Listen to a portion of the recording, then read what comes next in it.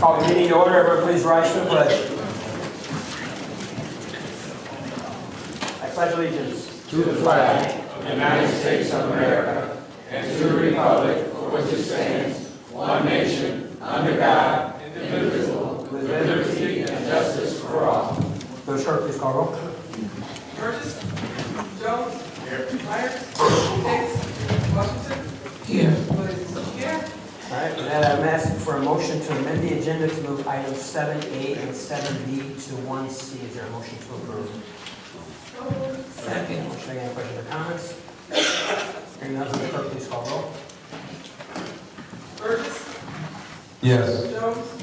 Myers. Yes. Hicks. Washington. Yes. Williams. Yes. All right, motion carries.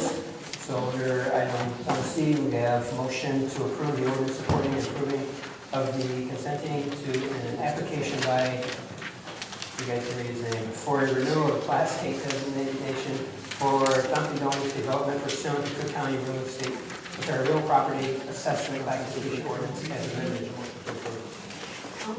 Second. Motion second, any questions or comments? Hearing none, Village clerk, please call roll. Jones. Myers. Hicks. Washington. Yes. Williams. Burgess. Yes. Motion carries.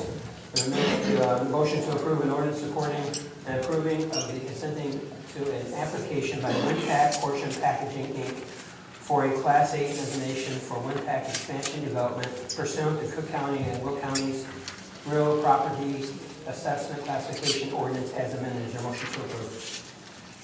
Second. Motion and second. Any questions or comments? Hearing none, Village clerk, please call roll. Myers. Yes. Hicks. Washington. Yes. Williams. Burgess. Yes. Jones. Yes. Motion carries. All right, move to item number 2, public comment. All questions and comments must be directed to the mayor. Each speaker will be given 3 minutes to comment on topics on agenda items only. Each speaker will be allowed 1 opportunity to speak. Bernice Brewer on behalf of Sauk Village Citizens for Public Awareness.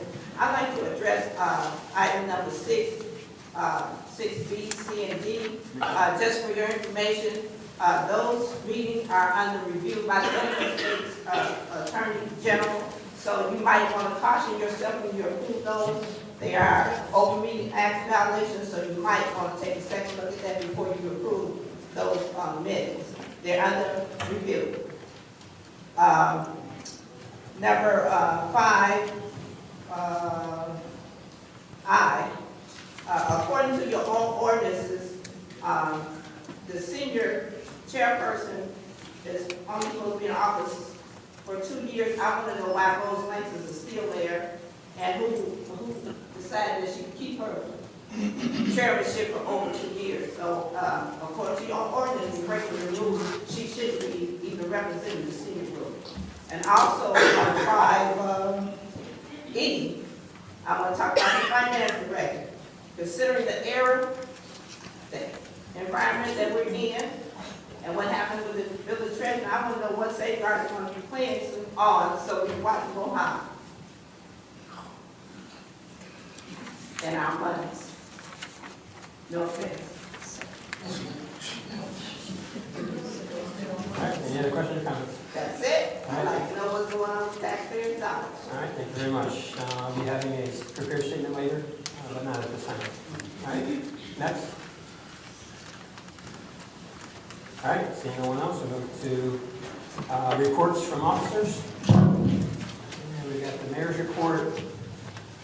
And got my prepared statement here.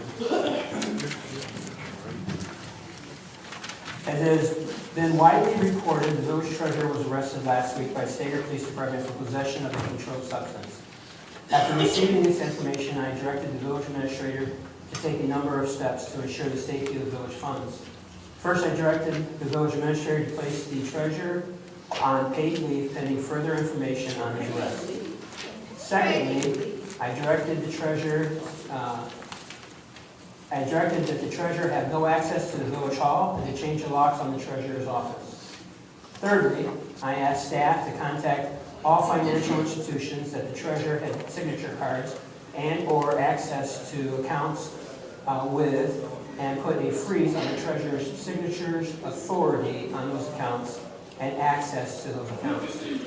Fourthly, I directed village staff to do a courtesy review of village funds to determine if there had been any misappropriation of village funds by the treasurer. As of right now, we are not aware of any village funds that have been misappropriated by the treasurer.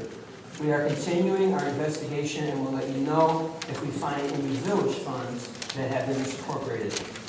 Staff also reviewed some of the police pension fund financial records. This review revealed possible misappropriation of pension funds by the treasurer. Upon learning this, we contacted a number of investigative agencies, including the U.S. Attorney's Office, the FDIC, the FBI, and the Cook County State's Attorney's Office. This matter is now being investigated by the FBI. As you know, the Police Pension Fund is a separate entity from the Village of Sauk Village. The pension fund has its own board members, attorneys, accountants, and financial advisors, who are responsible for the safekeeping of money held by the pension fund. On January 11, 2016, the Police Pension Board held a special meeting to go over the issue the village uncovered. I want to assure the public that we are thoroughly investigating this matter and fully cooperating with the FBI. Again, no village funds have been found to be missing or misappropriated. Because this is an open and ongoing investigation, we have been instructed not to discuss this matter further. The investigative agencies will advise us what they have found and what actions will be taken. With that said, I'll move to Village Clerk, Debbie Williams. Thank you, Mr. Mayor. First of all, I'd like to report that tomorrow from 4 to 7 p.m. at the Village Hall, Sauk Insurance will be here for open enrollment of the Obamacare. You have till January 15th to enroll, and you can be covered by February 1st. So they will be here at the Village Hall from 4 to 7 p.m. Walgreens is also going to be here at the same time to give free flu shots for those of you who don't have your flu shots yet. This is free, there's no insurance required. All you have to do is come in and sign in. And lastly, I'd like to, I know it's been a while since we met, but I just want to brag on all of the people that helped put Carol's Cocoa and More together. It was a phenomenal event that even overwhelmed me. I had no idea that so many people were going to participate, both as sponsors and as active participants to receive food and toys. The lines were out the door around the corner, and it was phenomenal. And as the food started rolling in, and as the donations started rolling in, our thought of going from 50 food baskets went to 60. And our thought of making sure that every kid had a toy was still fulfilled. Last year, every kid left here with a toy. This year, every kid left with a toy. As the people were checking people in at the front desk, we had enough for 60 food baskets we were prepared to pass out that night. I asked the volunteers to take names and phone numbers. The next day, I got a pledge for even more money after the event was even over. And in doing that, we were able to go out and shop and get more food and do 40 more food baskets. So we were fortunate enough, solely through the donations of businesses and residents, to do 100 food baskets this year. The very next morning, Trustee Williams and I talked, and we said we are going to step up our game. We're going to start earlier next year. We're going to double that, if not more. Because we saw this community pull together. And we had businesses sponsor that had never sponsored before. We had residents come in force. We had businesses tell their employees, instead of exchanging with each other, drop some food off to the Sauk Village Hall to help them put those food baskets together. The residents came through, and our usual set of volunteers, we could never run a program without. You guys were phenomenal. You came in and just got to the tables and got to the hot chocolate and got to the cookies and took the food bags and passed out the toys. And you know, this is what makes this village a community, when people step up to the plate for positive events. It was phenomenal. It will be repeated. It will be better next year, but it can't be done until we work together as a community to make things like this happen. I was encouraged by it. I can't wait till next year, and I can't thank you. I thank you from the bottom of my heart that it felt good to see all these kids up there getting everything from big trucks, guitars, laptops, and movies. It was absolutely phenomenal, and I gotta thank you so much. And the other thing I wanted to say about the donations were the businesses that donated were from a $10 donation from an employee to up to $500 from larger businesses. But it's the heart of the community that makes things like this happen, okay? And something just left my mind that I really, really wanted to say, but I'm overwhelmed by the generosity and the great feeling that I got from having this event. So with that, I say thank you very much, and we definitely look forward to next year. Just to add, one of the things that she forgot was not only did every child who came here get a toy, but at the end of the night, we had an abundance of toys that we were able to donate to Toys for Tots, who were having a very low, I'm not sure if anybody heard, but they had a very low giving season this year. And before the event, they were saying that they were 50% below what they normally give for Toys for Tots. So every kid that was here was able to get books, toys, and at the end of the night, we still had enough to turn over to Toys for Tots, which I think is just really phenomenal. That is exactly what I meant to say. On top of the fact, I forgot to recognize Trustee Myers, who was really great with the kids that night. I won't say to what capacity he was really great that night. And Trustee Williams, Trustee Washington, for passing out those toys and making sure that every child got the right toy. I can't tell you how much that meant to have those trustees step up to the plate. They were here the entire time, and the kids loved them. And Trustee Williams and I could not have done any of this without them and all the people that helped to put that event together. Thank you. Thank you very much. Move to village attorney, Attorney West.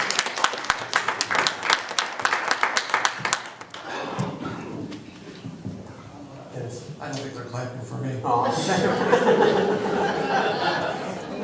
I just have a couple matters for executive session, litigation update. In the board packet was a summary of the Level Sports Bar charges that were brought against them by the Liquor Commission. And the outcome of that is that Level Sports Bar, they surrendered all licenses with the village and have agreed never to apply for licenses again. I don't know if anyone had any questions on that. You said it was in the board packet? I haven't seen it. I didn't see that either. I have a copy of it. No, I didn't get a copy. It was sent over. I'll make copies of it. Okay. All right. Thank you. Anything else? Thank you.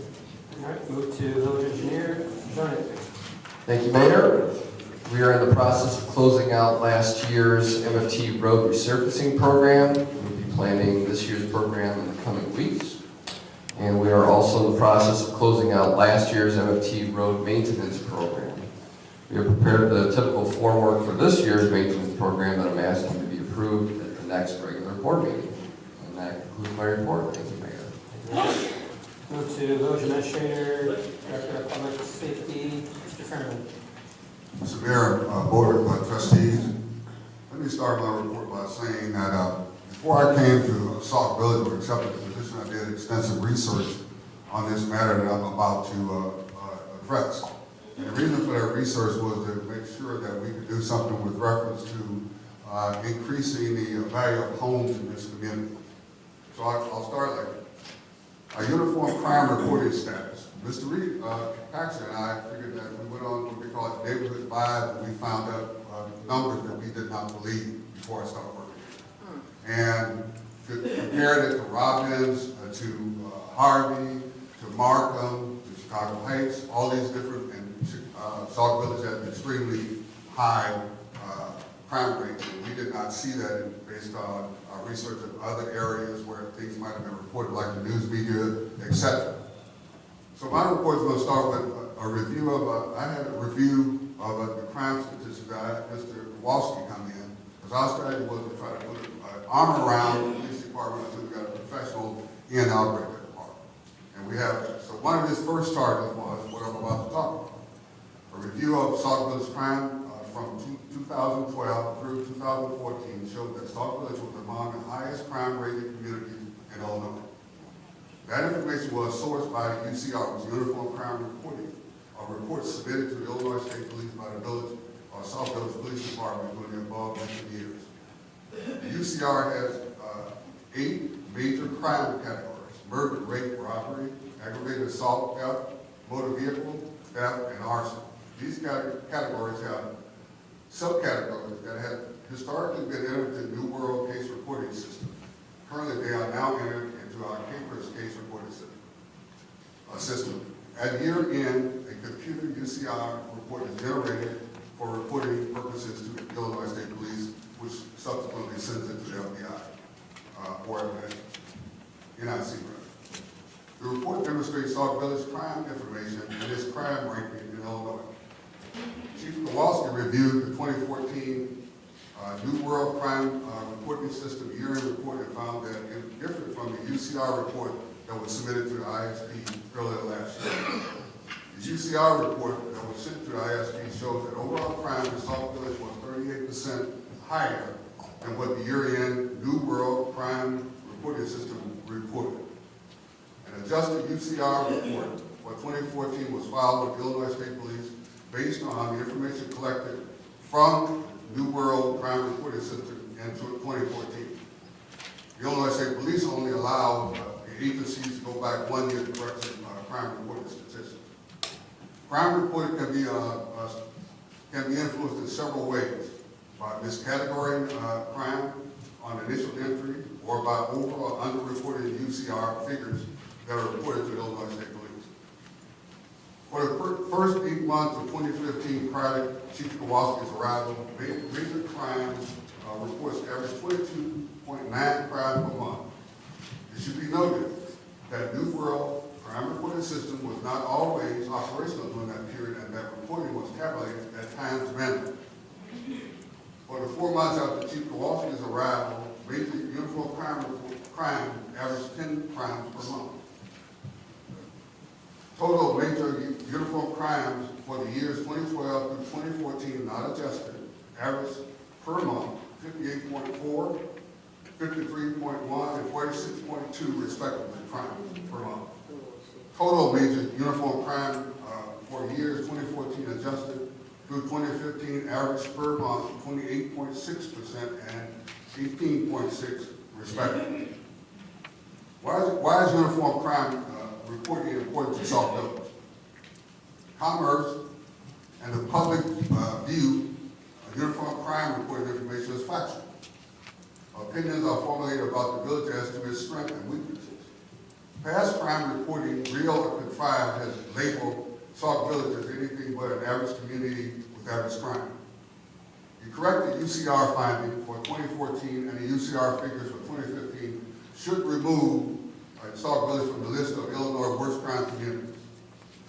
The 2014 adjusted and 2015 UCR reports in Illinois State Police report will begin to demonstrate that Sauk Village is a community to live and raise a family and afford the village an opportunity to be competitive with its neighbors on a business basis. For your information, the trucking company out here, the guy that helped bring that trucking company here, used to work with Mr. Reed Paxton when he was the mayor. And we talked to him when we first got here, and that was one of the concerns that was expressed to us. That he didn't want to come back and deal with it because of what I just stated. I want to go into the update on the Blueprint Partners project, vacant housing, contract components. Now, I have to Mr. Go ahead, Gary. Holcomb a lot of credit. I continuously talk about the big problem here, but I go on. Staff has combined 4 independent vacant housing lists into one master list. Former lists vary from as high as 707 vacant houses to under 400 vacant homes. Our new master list to date shows 462 vacant homes in 2 categories. Vacant, 374 houses, vacant and occupied, 88 houses. That means that they don't have either occupancy permits nor water accounts. Staff is placing vacant stickers on identified vacant housing in accordance with the village's agreement with Cook County. The community is responding positively and is informing staff of occurrences at housing units where the stickers were placed. Some property owners who have been stickered are now establishing water accounts over the thousands of dollars at a time when they come in here, and obtaining occupancy permit. When squatters are identified, the information is turned over to the Sauk Village Police Department. Chief Kowalski is doing a good job in terms of checking those out and making sure people are in the right places. The master list, which is primarily Mr. Holcomb, Mr. Reed Paxson, and Sherry Jazinski, have been working to constantly update that even when Mr. Paxson's not here. He only works 2 days a week. Anyway, the master list will ultimately identify vacant property that is in arrears to the village, and in time will identify other pertinent information that can be used to expedite water and other public work services, as well as identify crime patterns that relate to vacant properties. However, needed legislation has been submitted to the board to assist staff in their efforts to control related vacancy issues that have not been yet brought up for consideration, but is still under consideration. It is a staff position that this legislation should be moved forward as soon as possible. Staff is also in the process of reviewing village contracts as attorney if the village is receiving acceptable services from vendors, scavengers that total contract will top their list. In the next several months, the Housing Commission will be in the process of removing 6 additional vacant residential housing. I want to say that thanks to Mr. Holcomb and Mr. Paxton and Chief Kowalski and Sherry Jazinski, I can't tell you the amount of money we've collected for water accounts since this has begun. It's been in the thousands of dollars. Mr. Mayor, again, my report. Thank you very much. Question. Trustee?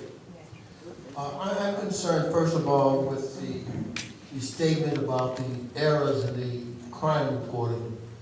Has that, and you stated that some of them may have been increased or decreased, something has gone on. Do you know what the real answer to that is?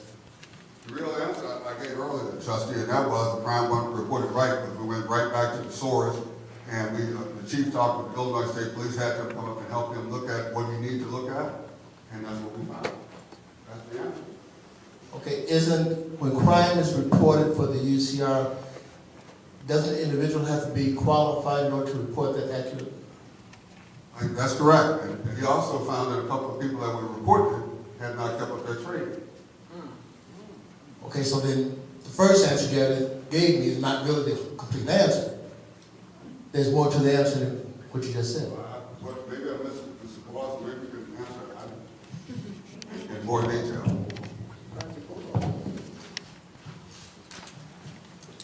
Well, I got this on. Those stats come straight from the program itself. New World compiles all the information that the officers put in, and it gives you a report on UCR reporting on the 8 major crimes that are reportable to the state police and to the FBI and the Uniform Crime Report. I don't know the individuals who were reporting it before. I'm just reporting what we found. Okay, I think it would help if we know exactly the cause of the problem before we can resolve it and address it. It's already resolved. It's in black and white. You pull it off of the system. So The system reports it. So what anyone sees now from UCR is going to be accurate. Correct. Okay. The second part of it, and Chief, I'll address this to you, and the administrator can kick in. Were you aware that some of the houses that green stickers were placed were broken in, and I'm speaking of the last 30 to 45 days, were broken in by some individuals, and it appears that some of the surrounding neighbors think that the green stickers are kind of targets.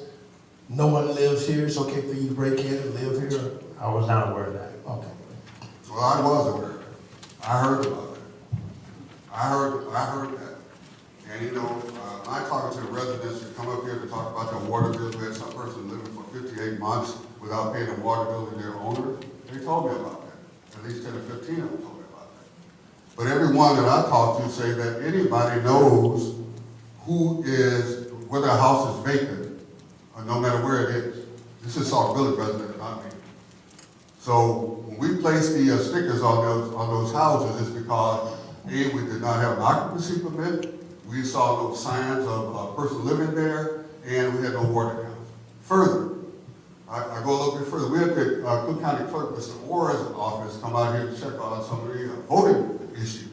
And I was told by his chief, number 2 person, that they had come out here and they found some vacant houses, that they thought people were in them, that they had actual flowers and that type of thing, and we ran some checks on those. And those people, nobody lived there to put our records. One final thing.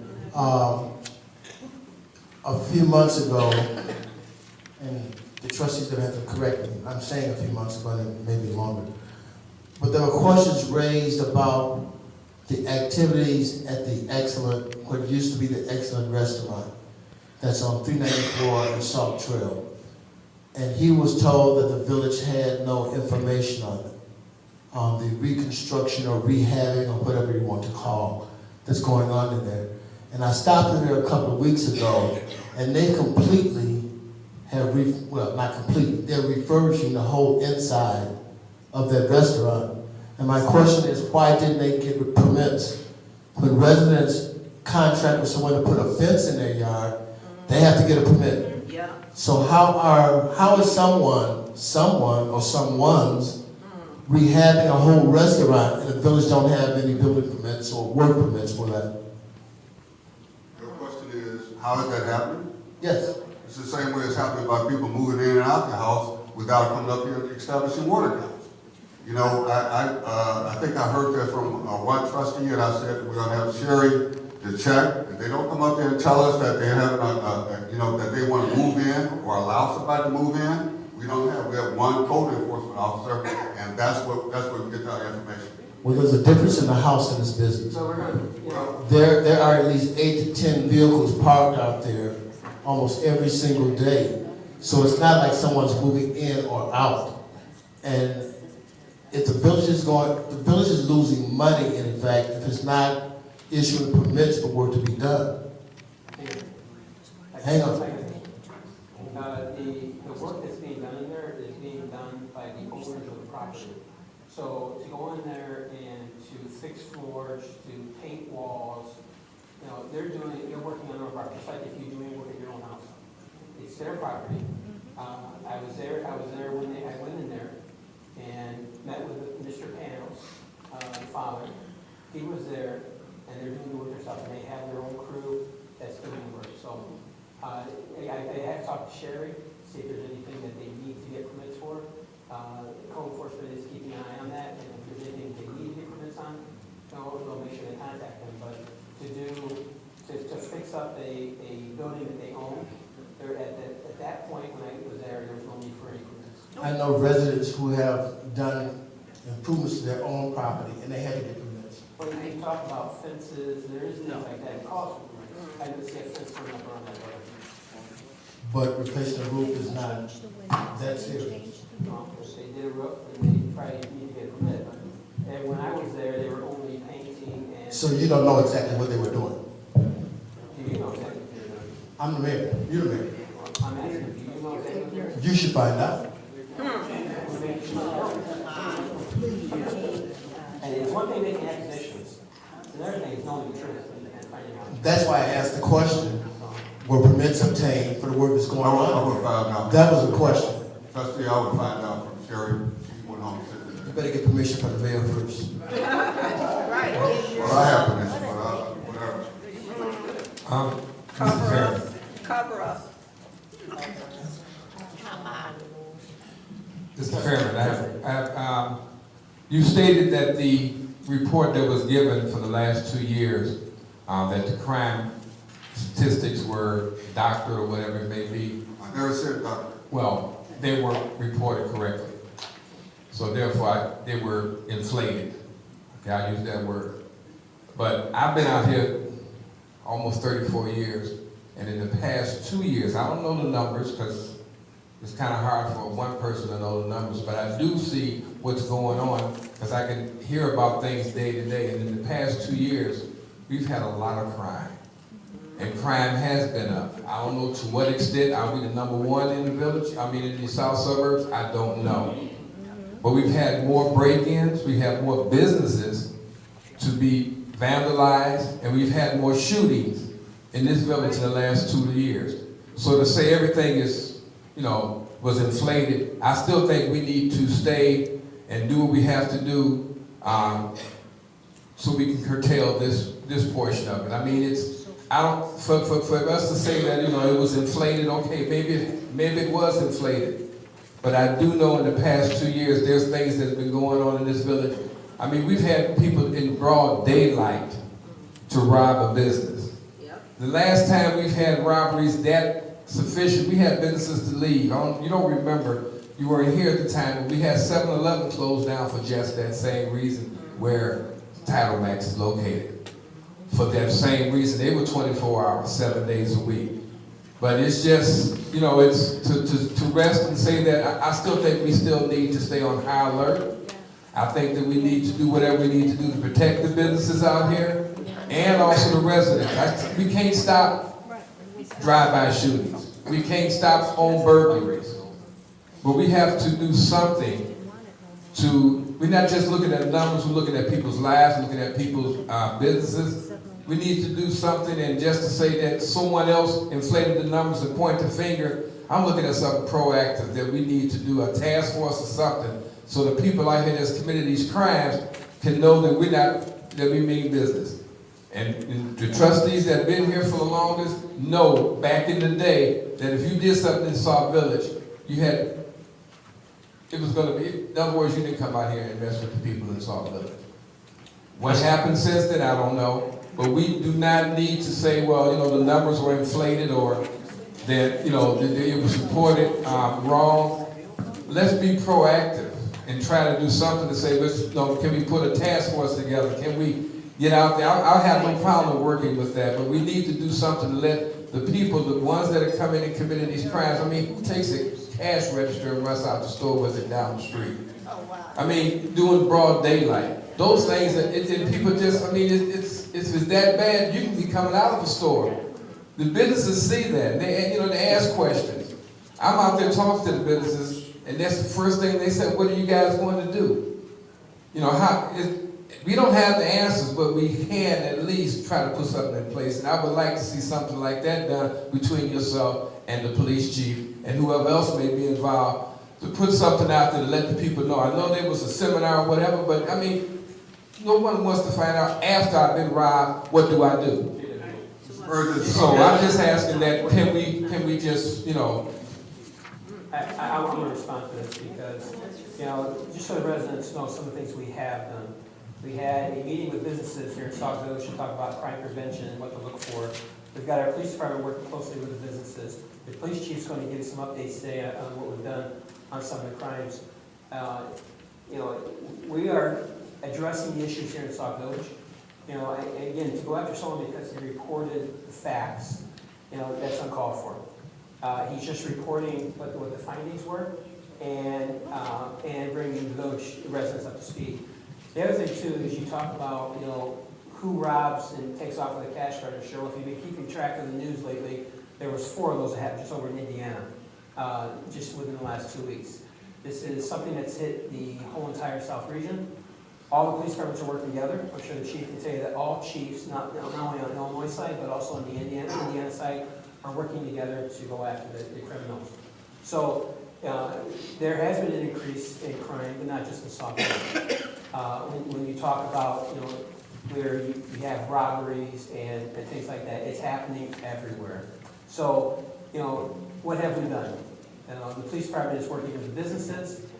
They've got some other things that they're working on. They're not going to tell the residents what they're doing to try to prevent these crimes. We had meetings with the businesses. We provided them material on what to do to prevent crime, what to do when you see someone suspicious.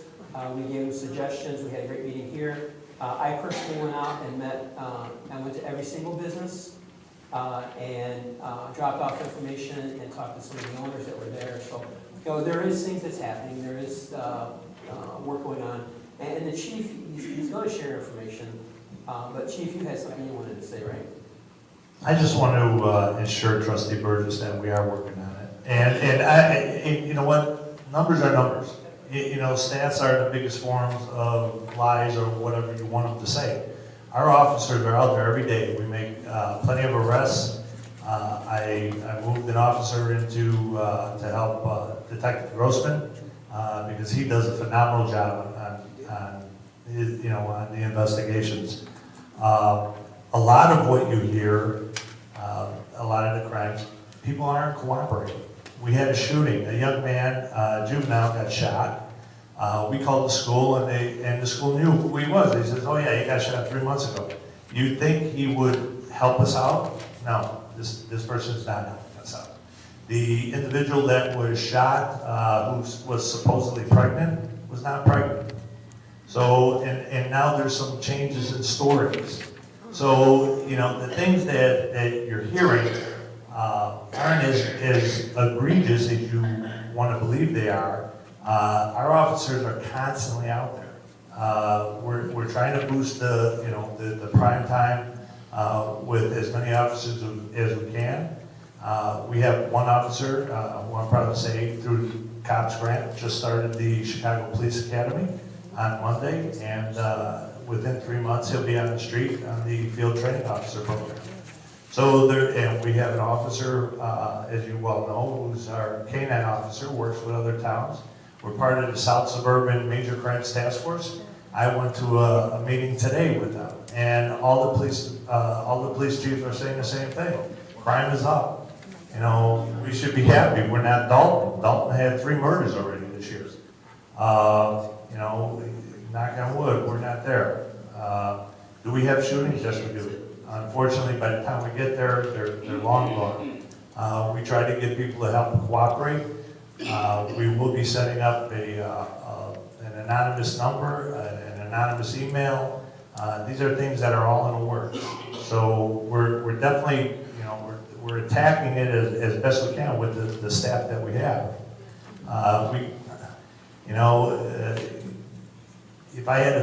If I had a bucket of money, I'd be able to do a lot more, but I don't. So we have to be creative with what we have and how we use what we have and the sources that we utilize. Mr. Mayor, I want to say one thing there. The purpose of reporting these numbers was not to criticize, but there are other agencies that have done the same thing. But the purpose of bringing this up was not to criticize the police. It was talking about how not reporting crime correctly affects communities. That's the bottom line.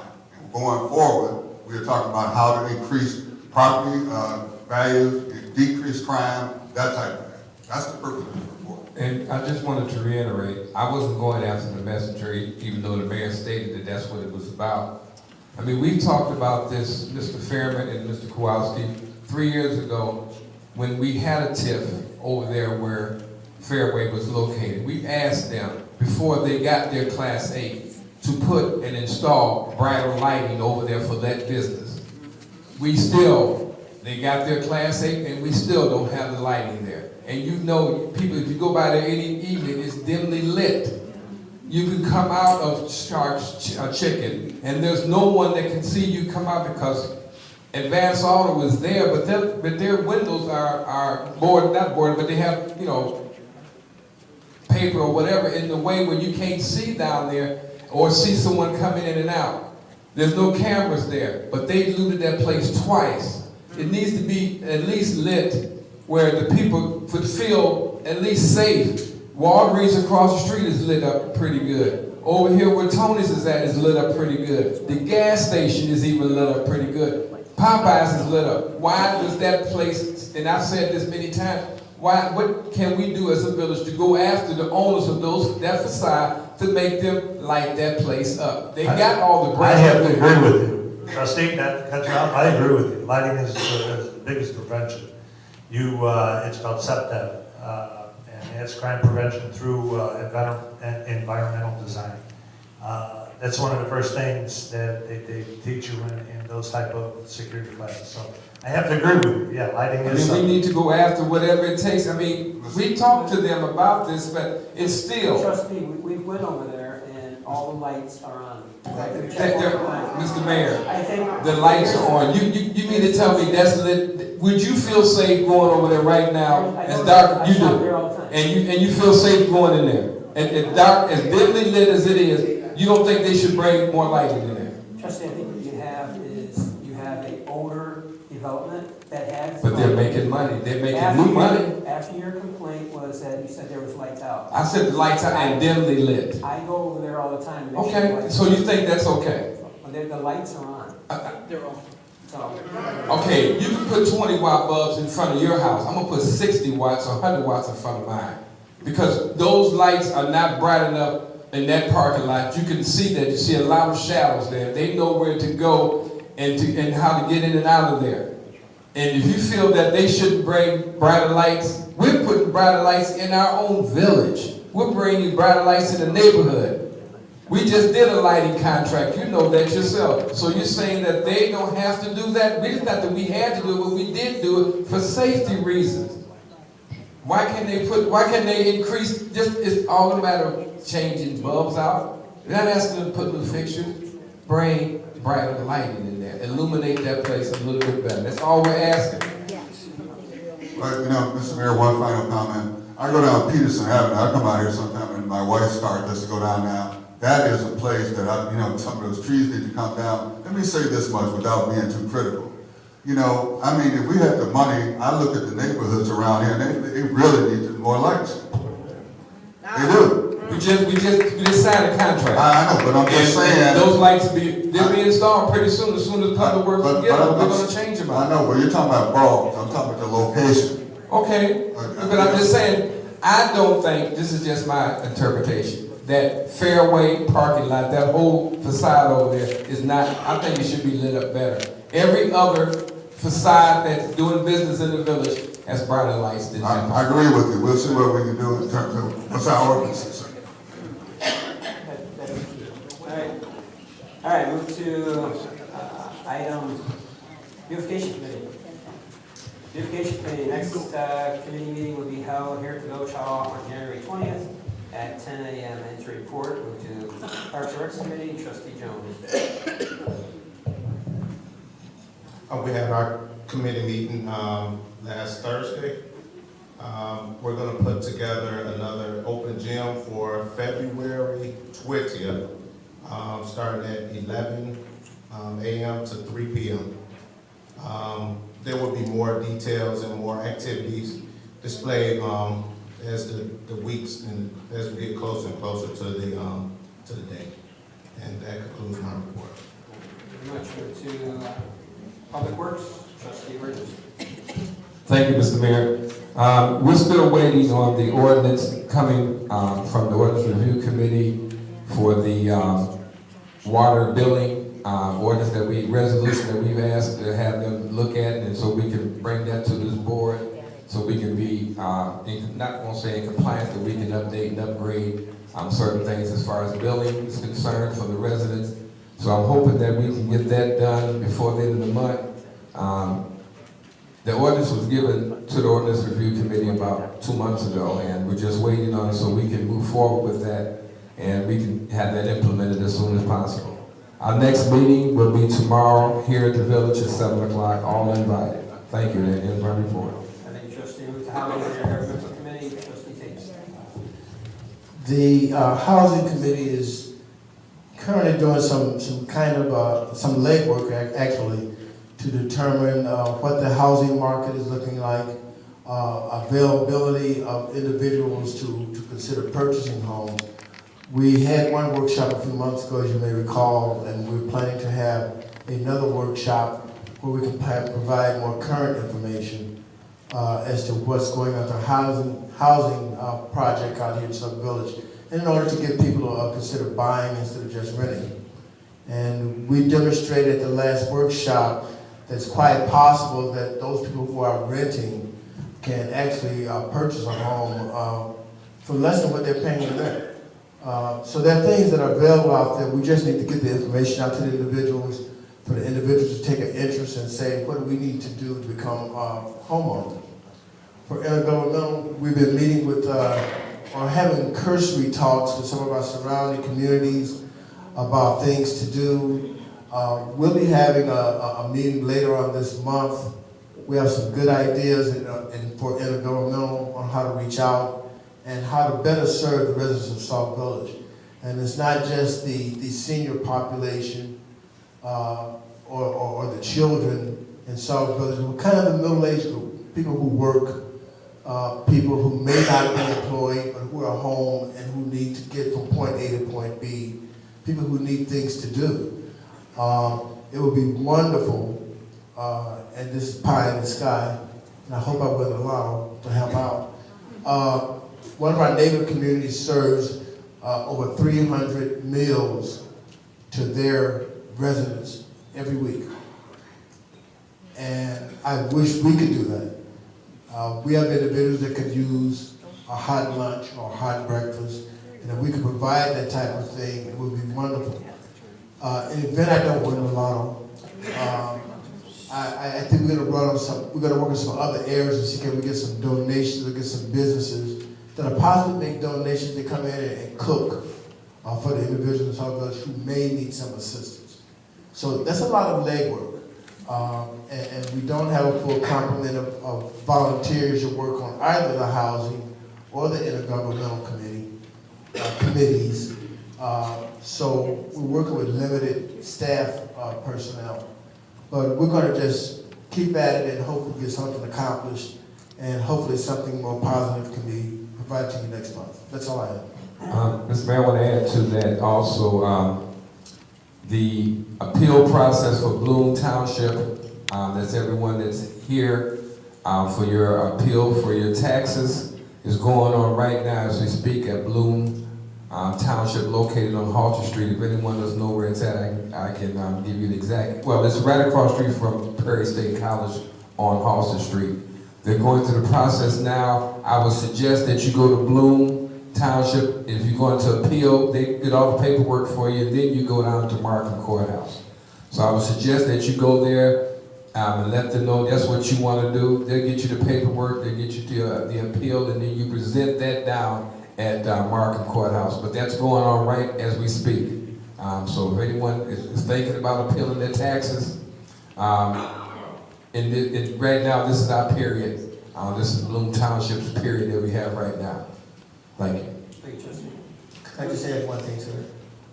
If you decide to appeal, and I experienced this the last time we went through this, we had representatives from not only Bloom Township, for Cook County also.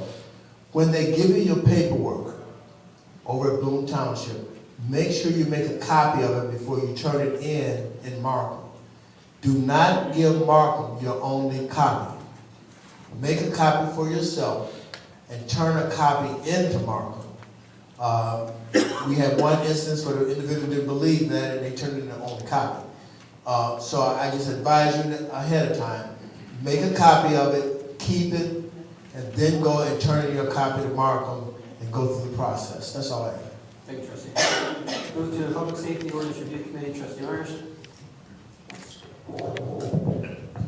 Thank you, Mr. Mayor. Just one item tonight. There will be a meeting this Thursday for the ordinance review at 7 p.m. here at the Village Hall. That's all I have, sir. You've got multiple ordinances on the next agenda. That you follow for those. Everything has been turned in at the present time that was outstanding. All right. And I know we've already started looking at the next agenda. There's multiple ordinances. All right. Move to Neighborhood Watch. Trustee Washington. Thank you, Mr. Mayor. I just want to say that Neighborhood Watch is very, very busy at this time. The Black Club Capitals, we have a lot going on in the village. I want to say that I'm very excited to report that we had a very successful seminar with the businesses. 2/3 of the businesses in Sauk Village participated, along with the churches, the leaders in the churches, and 100% of the school districts superintendent sent representation to participate. We had coffee and donuts and good dialogue, and I want to thank the Chief Kowalski. I want to thank Mayor Hanks and the village clerk for coming, and also, of course, Mayor Trustee Myers, along with myself, that co-chair Neighborhood Watch along with me, were able to pass out a packet for the business owners and the churches and schools to take, to disseminate to the people that work with them and that serve with them in their different committees. And I have a very bad sore throat cold, so I apologize for that. But nevertheless, they were so thankful because we did this on the heels of 3 robberies in the village. And we went around and we talked to everyone and to all the businesses, and those that could not come, they called all about the meeting was going on, and constantly texting, apologizing that they had no one to watch the store. A manager was not there, someone. So we did commit to do it again, to have a second meeting in the month of May with the businesses and all the pastors of the churches and the school superintendents or board members could come and could attend. It was very well received, and I just thank all of those that have to make that possible on that day. Also, I want to say that we have begun our live rehearsals every Saturday at the community center, and I'm very excited with the level of enthusiasm throughout the community. We passed out hundreds of flyers to people that want to participate. We have signed a guest celebrity that's going to be in the play, and Sauk Village has a lot of talent, and our first rehearsal was very, very good, and we'll be meeting every Saturday from 11 to 1, so if you want to be in the play, or you know someone that want to be in the play, we have a lot of scenes and a lot of surprises.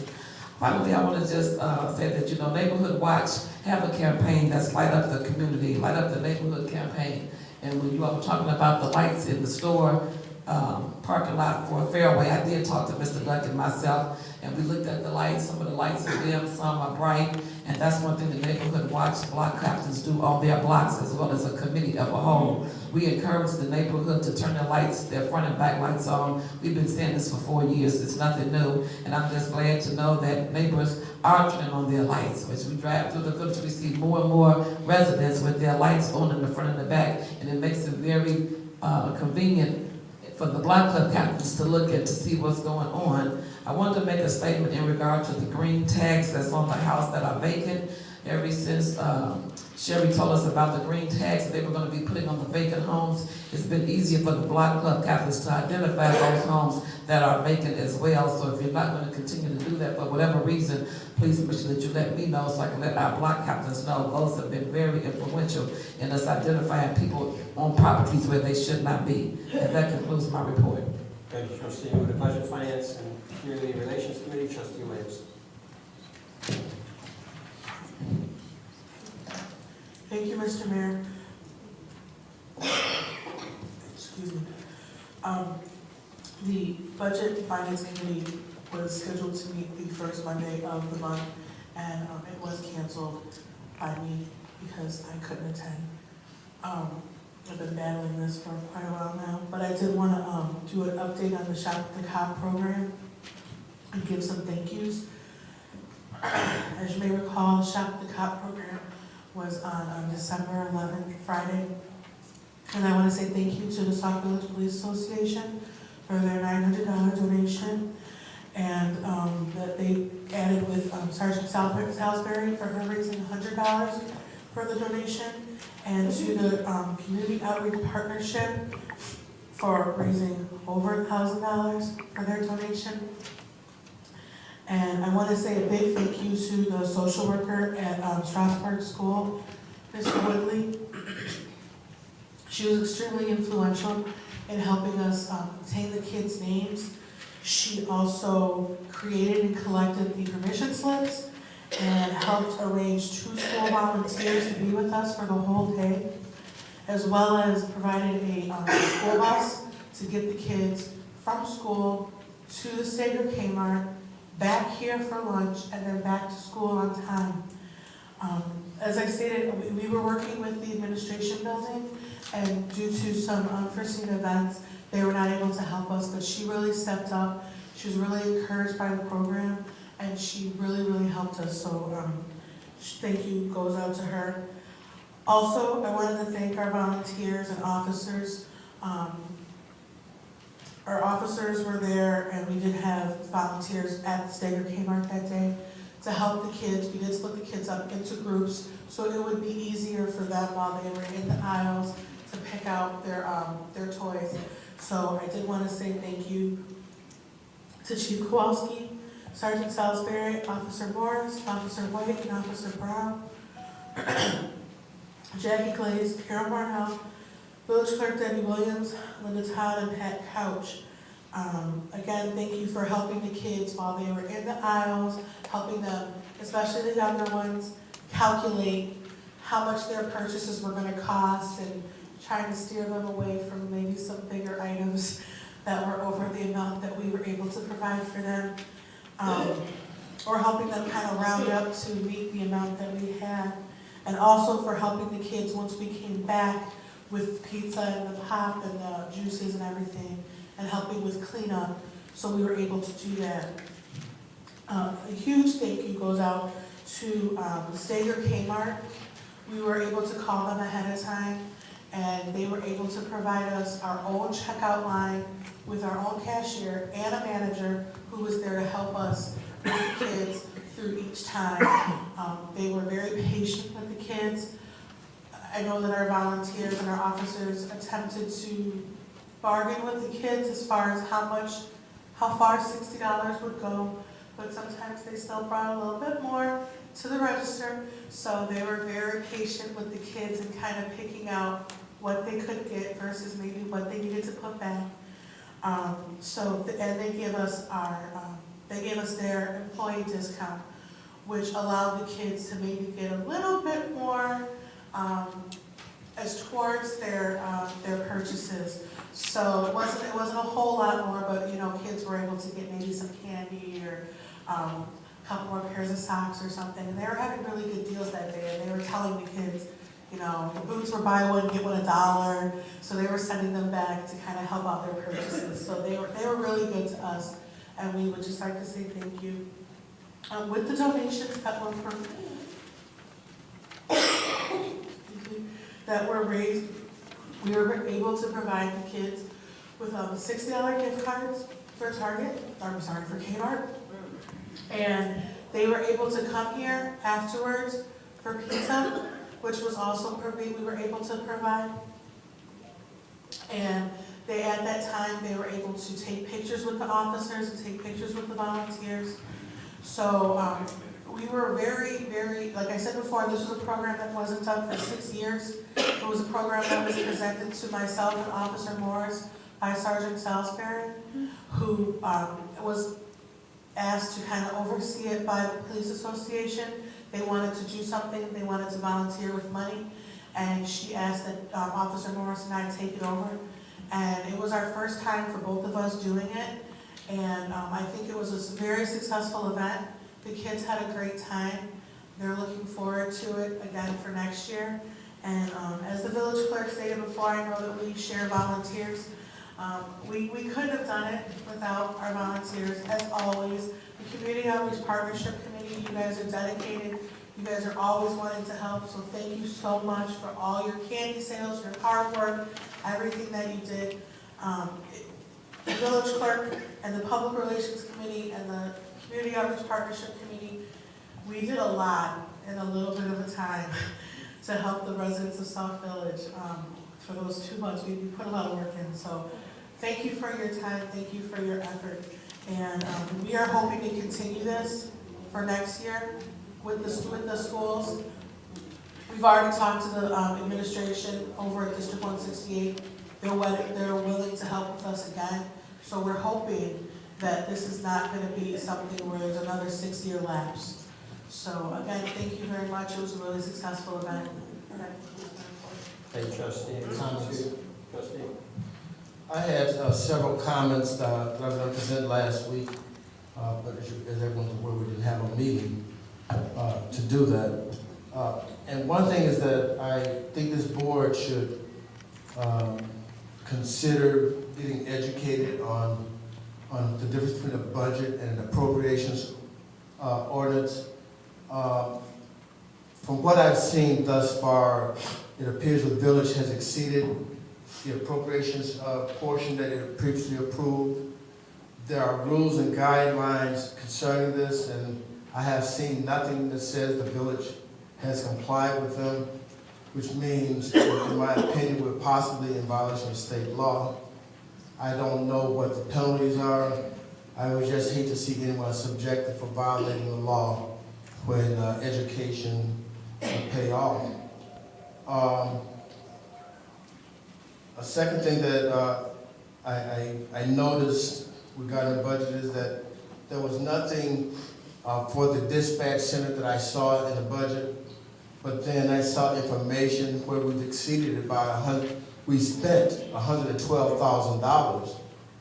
And I don't know how you not budget, but then you spend $112,000. That causes me some concerns. I also noticed that in the budget was $194,000 for the police pension fund, and nothing has been contributed to that.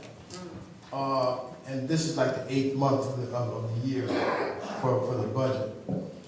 On the other side of the coin, I had attempted to obtain copies of it, someone did for me, because I couldn't get the copies from the mayor. There's several items which we have what's called an aging report. And the aging report lists things that have not been paid. And I noticed in the category of 61 to 90 days late, we have expenses as low as $5 which are late, have not been paid. I have no idea why not. We have $8 that are up to 90 days late that have not been paid. In the 91 to 120 day lateness, we have $13, $14, $23 that are late that have not been paid.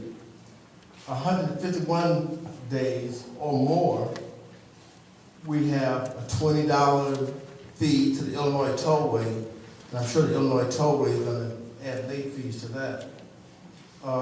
We have $42, $100 in Sauk Village hardware, which no longer exists. So I guess that could be a write-off.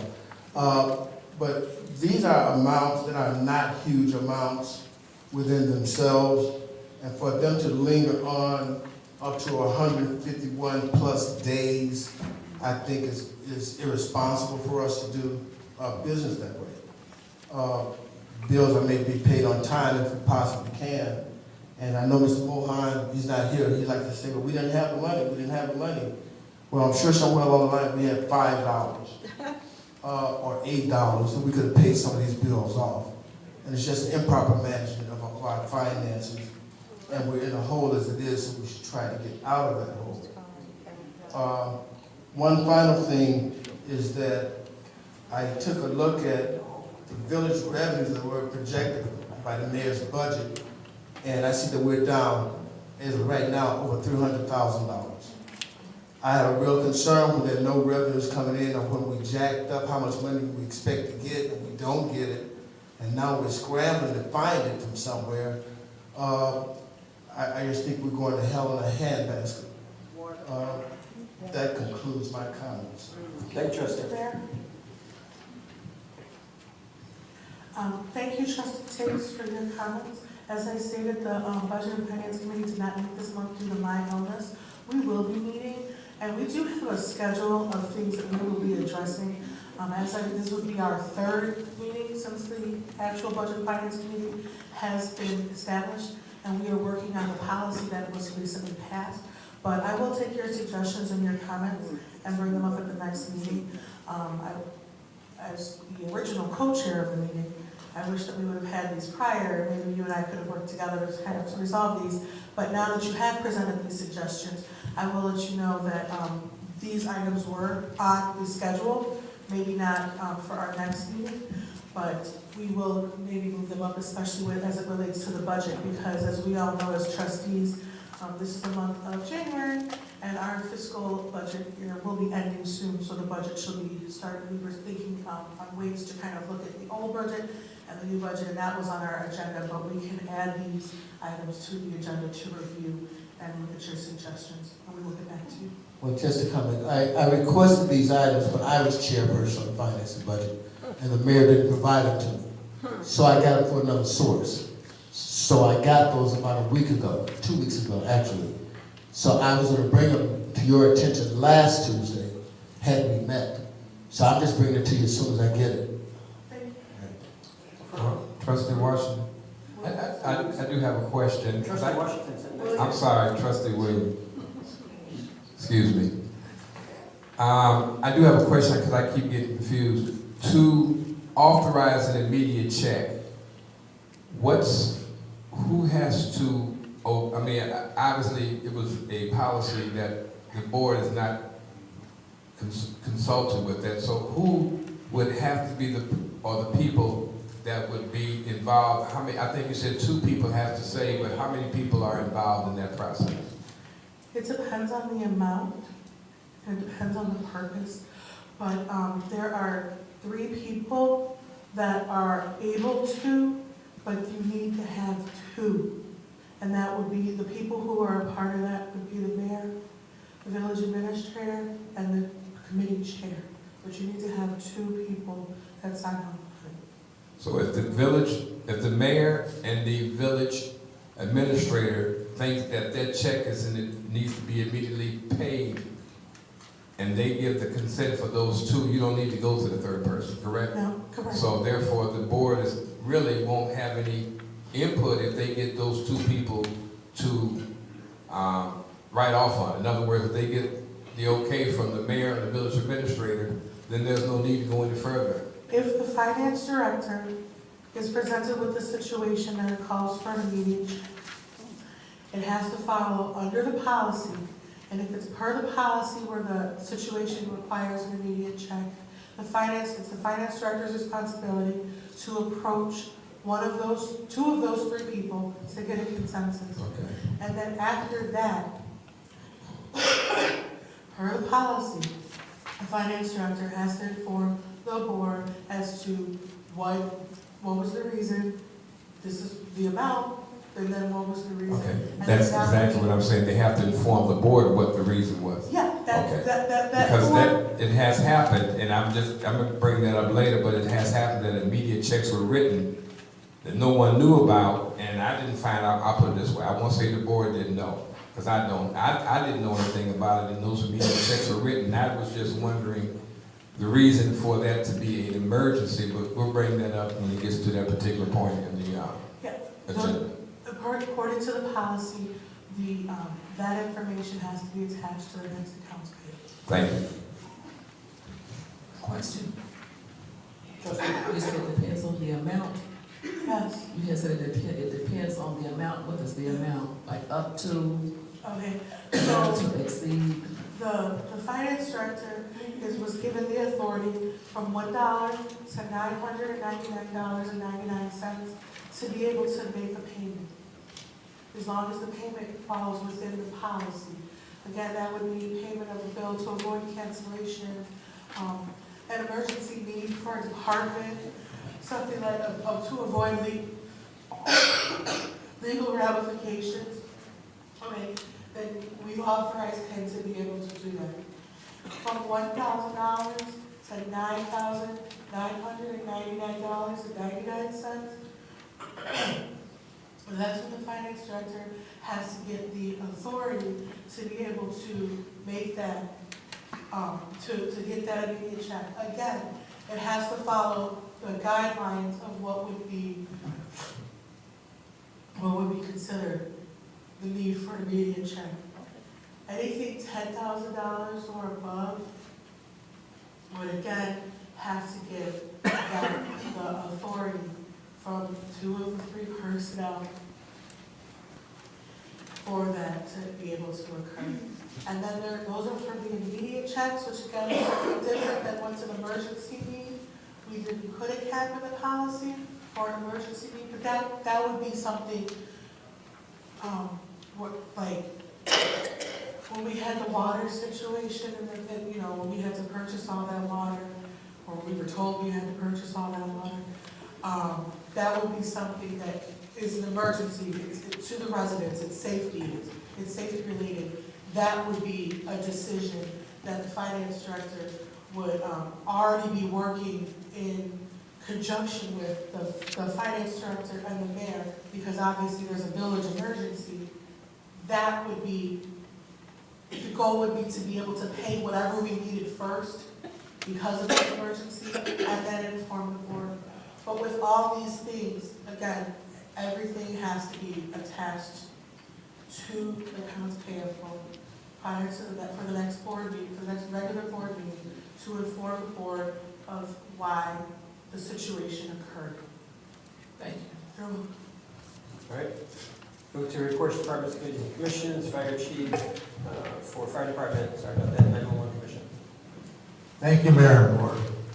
Over the past 2 weeks, fire department responded to 32 calls. 5 vehicle accidents, 2 fire alarms, 15 medical assists, 3 COs, 3 gas leaks, 1 car fire, assist to another town, 1 lockout, and 1 smell smoke. On the happier side, the mayor and the board of trustees, yesterday, January 11th, we received a check for $350,000, which was the process of an interest-free loan from the State Fire Marshal's Office for the purchase of our new fire truck.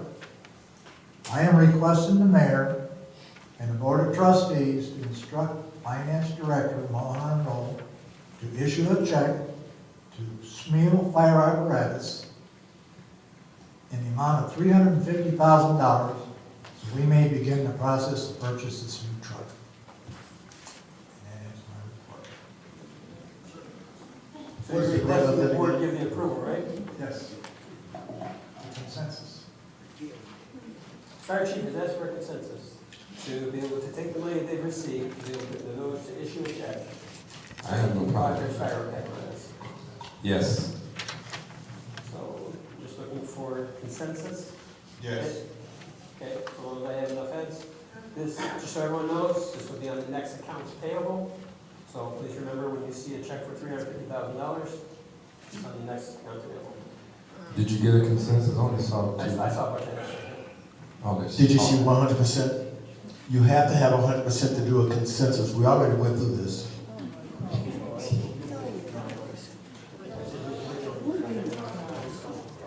Talk to your attorney. He sits next to you.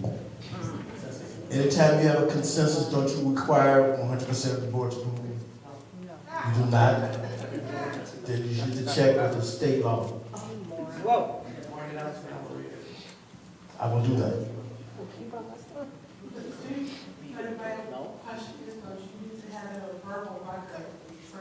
Right. I shook my head. Right, I was gonna say that shaking in the head is not a consensus. You have to actually. For that amount? Okay. So I've got trustee Burgess said yes, trustee Washington, Yes. I heard trustee Jones said yes, trustee Hayes? Trustee Trustee Hayes. Okay.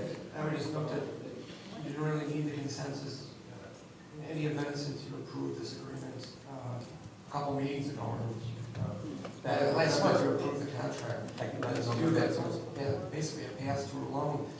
The chief got a check for $350,000. That'll be deposited. The village will then pay $350,000 to pay for the truck, and it's an interest-free loan that you already approved. And it goes back. It goes back to budget and appropriations ordinance. It goes back to those items there. I thank you for asking for my consensus, because I was, you're asking for an immediate check, right? Correct. Okay. And since that, there's, Microphone, please. I don't know if it's gonna happen. Because you're asking for an immediate check, I prefer that you could ask for a consensus, in which we just talked about immediate checks, and I'm not sure that that's, with that type of item, a capital outlay item is discussed in the budget policy, but since we have a consensus, then that kind of will maybe prevent some questions next 2 weeks when it's on the accounts payable. So I'm okay with your consensus. Thank you. Mr. Mayor, I just want to, and trustee Williams, he's not really asking for an immediate check. He's asking to have one check turned to another so he can have that check written out to. An immediate check would mean that we would be paying something out of our coffers. This is something that we got the money and they need to present that check, but the check that they got was written to Sauk Village and they have to get that check written to the vendor that's actually closed. So that wouldn't be considered an immediate check. That's just. It was a check written from us prior to the next account payable. It is an immediate check. Yeah, so that's why because. Okay. Because you brought in that account payable. Okay. I understand what the consensus would be, so I appreciate that. All right, chief. So we've got the majority of the board, so you go back and let your firefighters know that the majority of the board are in favor of you getting that fire truck. Sorry, And the check deposited, we just make sure we got the money in the account. But, so, I'm sure it hasn't been deposited yet, right? Yes, I hope so. I'll need those two signatures like I talked to you before about. Okay, Thank you very much. thank you. Move to Police Department, Police Chief Kowalski. Thank you, Mr. Mayor, trustees. I think I spoke quite a bit today. Police service calls in the last several weeks, we had 28 arrests, 7 of which were felonies, 21 were misdemeanors. We already spoke about the individual who was shot through the door. We had a strong arm robbery at the Family Dollar Store, where a couple individual subjects pulled up with a truck, used pepper spray to overcome the cashier and proceeded to take the cash drawers. This looked like they've done it before. They went straight to the safe. They knew where the drawers were. They wore masks, so they wouldn't be affected by the pepper spray. Our investigators are working closely with other law enforcement agencies, but this is quite unusual. These individuals had hit here before. The vehicle they were driving was stolen, and unfortunately, again, the individual whose vehicle was the owner is not cooperating. You know, a lot of these crimes are solved by people cooperating, as you all well know. We spoke about the juvenile who was shot. The police did a great job over working with Rick Over School. Rick Over School got a call of an individual who was irate over some issues with their children. The individual was arrested, and we were able to secure felony disorderly conduct charges on this person for threatening to do bodily harm to individuals at the school. Police acted in a very swift manner, arresting the individual. Our investigator did a phenomenal job getting approval by the state's attorney. Just an FYI, for the last 3 weeks, the CalCom report, the police department received 1,146 service calls. We're still working with the Housing Commission. I mentioned about the officer who is now in the Chicago Police Academy. One thing that was mentioned about levels, they might have resolved their issues with their license, but there's still a criminal aspect of that which is pending. One other thing, Trustee Burgess, thank you for bringing up some of your concerns earlier. I spoke earlier today with the Cook County Major Gang Crimes, and they've been helping us out quite a bit. They've been coming into our town and working with our officers too. So as many partnerships as we can form with different agencies and task forces, we will definitely take advantage of them. Thank you. That's it for my report. Move to Public Works Department.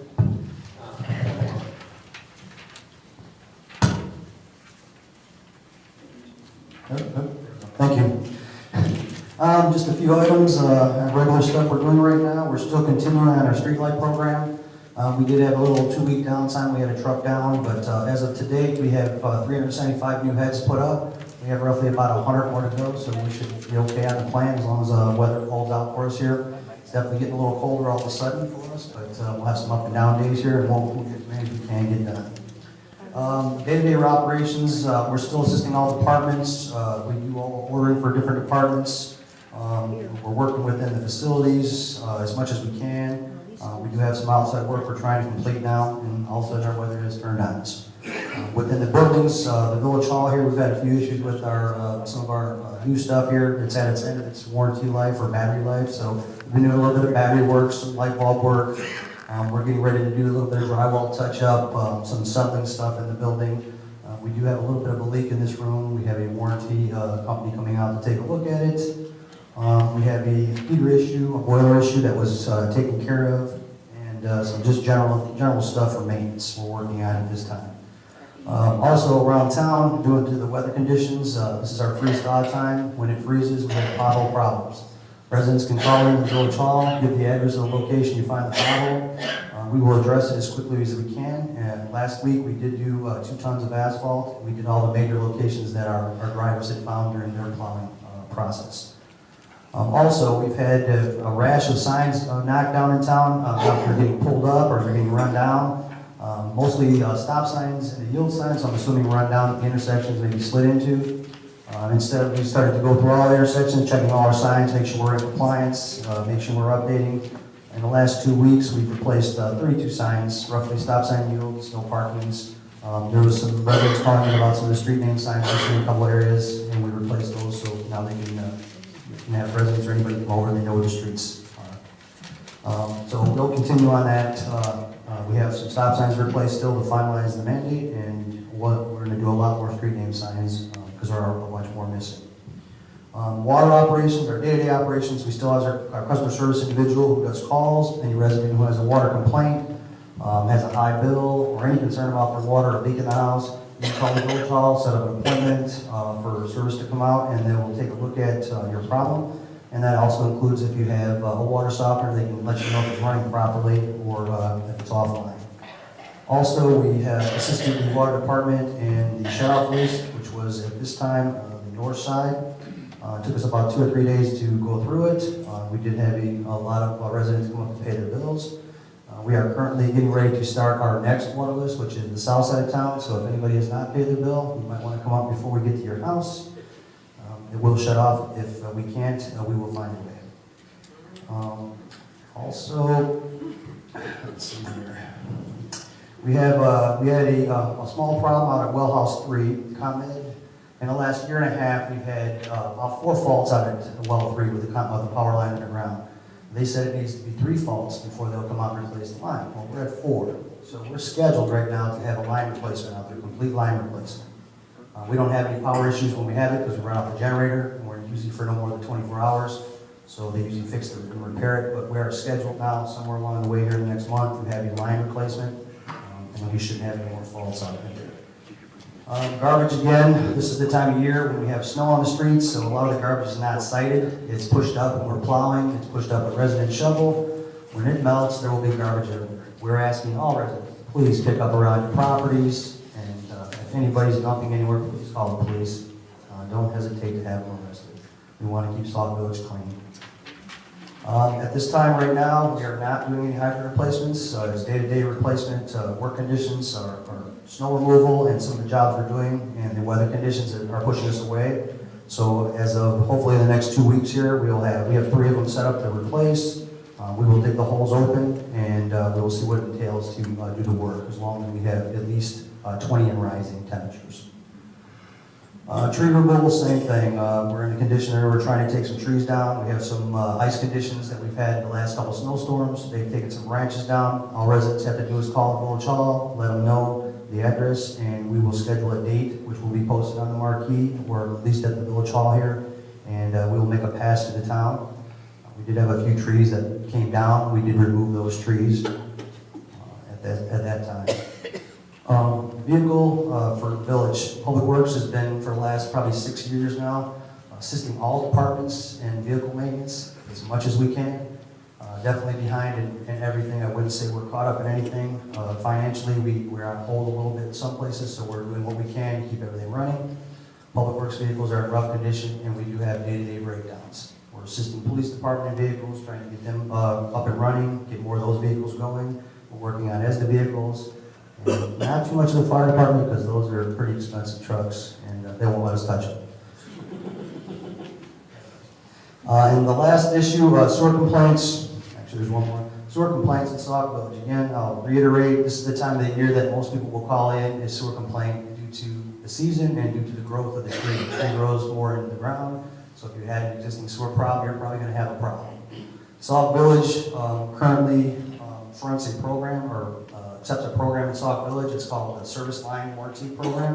And any resident for a sewer line or water line, this should have either came in the mail or it will come again this year. Again, it's just a postcard. The number here is at the village hall. You can call up and get the number. But this is a warranty program for your sewer line. If you have an older house, you have any existing sewer problems, all it costs is, I think it's $4.95 a month, $5 a month. You can pay yearly, you can pay monthly. If you ever have a sewer problem, you make a call. They have to have somebody come out within 2 hours, and they will address your problem. And if it is just a simple problem, all you have to do is call the village hall during business hours, and they'll send staff out to check the main. And if it's after hours, you can call the police department, and they will call staff out, and we will check the main. And if the main is okay, then it's usually an internal problem at the residence, and we will stop by the house and let them know that, and they will have to call a plumber. And that concludes my report. Thank you very much. Mr. Mayor, I have a sheriff. Okay, great. Thank you very much. Mr. Mayor, Board of Trustees, let me say that first area has the village hall will be closed on Monday, 1/18, January 18th, 2016, for Martin Luther King Day. I want to say one thing, that Mayor had asked me to get a program together about Martin Luther King with all the contributions that he has made in terms of nonviolence, and we certainly can use it today.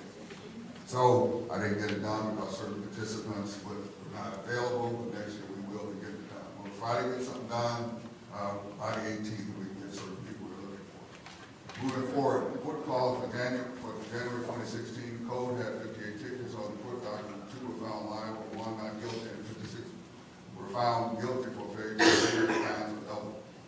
In regards to the blueprint program, all vacant houses have been stickered. There are 89 homes that have people living, squatting in them. We will be having a meeting shortly in regards to the next phase. The plan is to have a letter that the police department will deliver to the home, giving them a certain amount of time to contact me, Sherry, and complete what they need to do so that they can legally live in their home. Failure to do so will result in tickets, and all properties that fail to comply will be turned over to the public works for water, verification of water. If water cannot be turned off, they will do whatever they need to do to get the water turned off. By the way, we're finding people putting concrete and a lot of stuff down in those big boxes. But anyway, moving forward, we roughly have had about 13 water service accounts established for the vacant list that has been compiled. There were several homes that are in the process of receiving back bills from the last recording, reading the records rather, and will be receiving back bills that will be high depending on the usage plus garbage service, sewer charges, and taxes. We've had people come in and pay $2,000 down, and we work with them to get some kind of payment plan, or in some cases more. We're in the process of sending the garbage company the vacant list to stop the village from being charged for garbage service on those houses that should not be provided services. Estimated savings will be $97,083 per year. Sherry, will be providing a turn on and turn off to the garbage company on an as-needed basis. Currently, we have 483 homes. Garbage bills are $33.50 6 times a year, which equals $201 per year household. The tab 435 and 97,000. She gave me the math, I can read it correctly, but the total is 97,000. That concludes the report. Thank you very much. Finance Director, Director Raul. Thank you, Mayor and Board. A couple items. I reported the Department of Commerce and Economic Opportunity 2 grant programs, not the final interim reports. Even though we are not getting any money from the state of Illinois, we are required to turn in the report every quarter. That quarter was ending 11/30/2015. Once the street lighting program completes installing the street lights, I will apply for about 35,000 grants that is going to be distributed by the state of Illinois. The third one is both myself and the village administrator are looking at the possibilities of getting a new bank to move money around so that we'll get the services we require for the dollar amount what we are putting in the bank. The last but not the least one is we are exploring the possibility of stopping the shut-off notices mail. Instead, we can incorporate those shut-off date in the original billing of water service there, but we're going to save about $500 per month. Approximately equals to about $5,000 to $6,000 savings in the water sewer mailing for the postage what we are going to spend. That ends my report. Thank you I very much. have a question. Mohan, on your report that you have, the different accounts that you pull that we have available cash. I see the CN account is abbreviated. In other words, there's less money. Who gave the okay to take money out of the CN account and use it? I mean, that's usually something that we have to vote on because that is a separate account.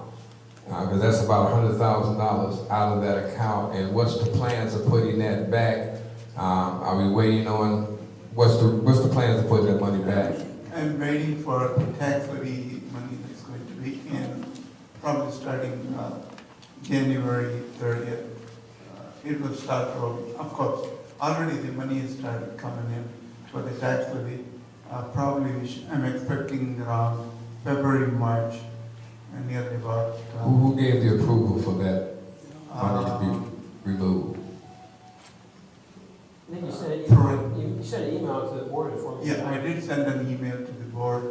3 of the trustees. Oh, okay, because I didn't get that email. It was another one that we asked about $200,000 for something else. But The 100,000 I have sent an email. okay, 'cause they did ask about the $200,000 to be paid, and that one I do remember, but not from the CN account. I think the 200,000, you didn't take 200,000, you only took 100,000, correct? Okay, because when I saw, I didn't see that one, Mayor. Since I didn't see anything that stated that we're going to take 100,000 from the CN account.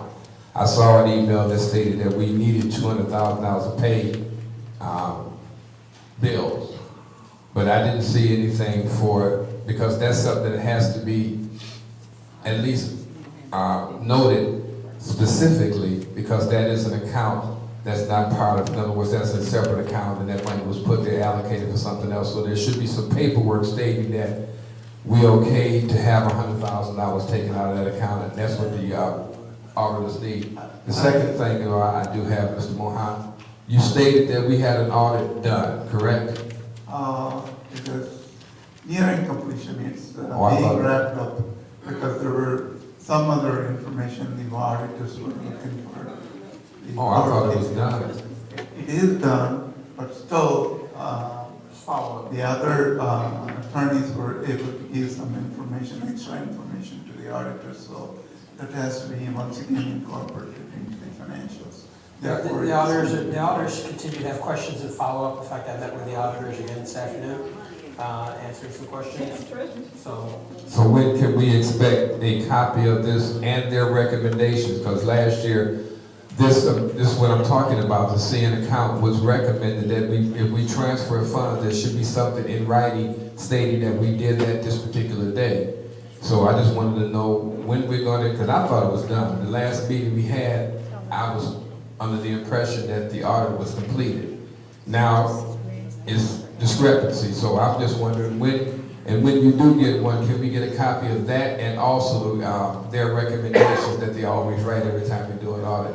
So does anyone have any idea what we're talking about next month? As of today, still I have to answer a couple of questions to the auditors. I'm going to answer them by tomorrow morning.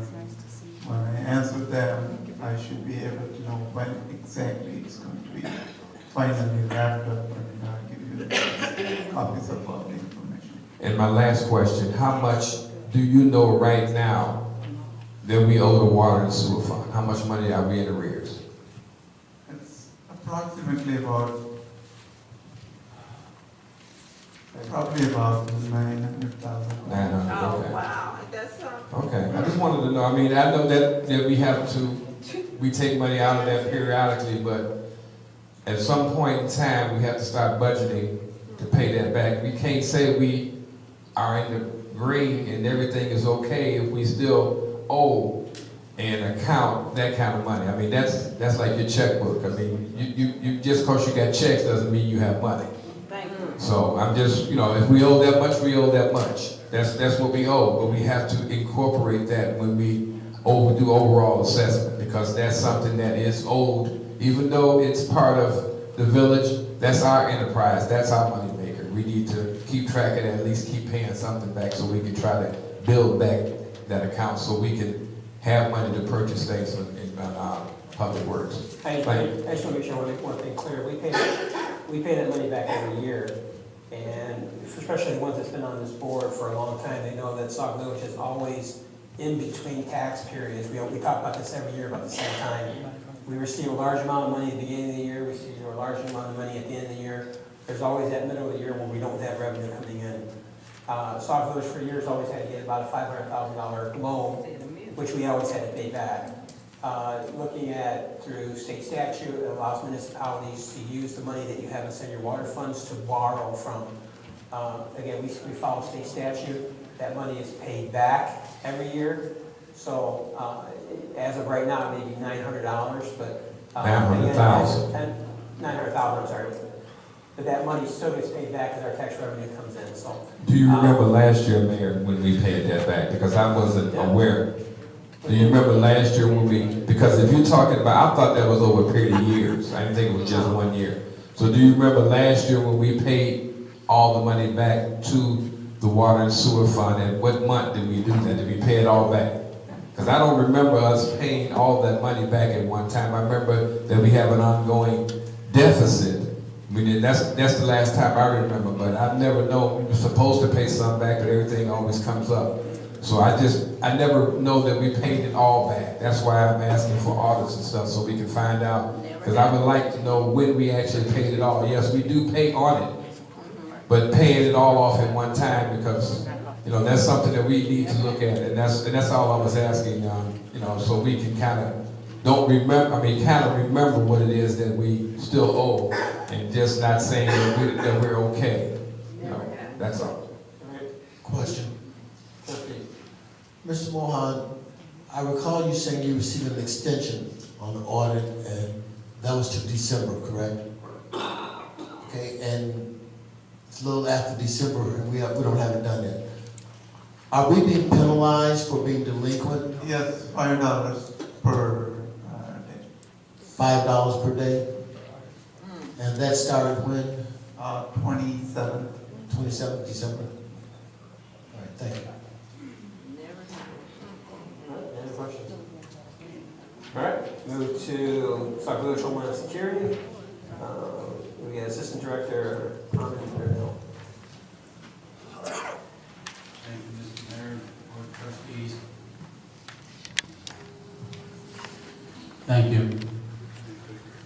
Here's the report for 1/12/16.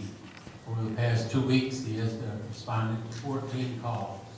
The ISDA department responded to 1 fire alarm, 4 vehicle accidents, 2 smell gas, 1 CO investigation, 3 school patrols, 1 child hit by a motorbike, 1 structure fire, and 1 unfounded car fire.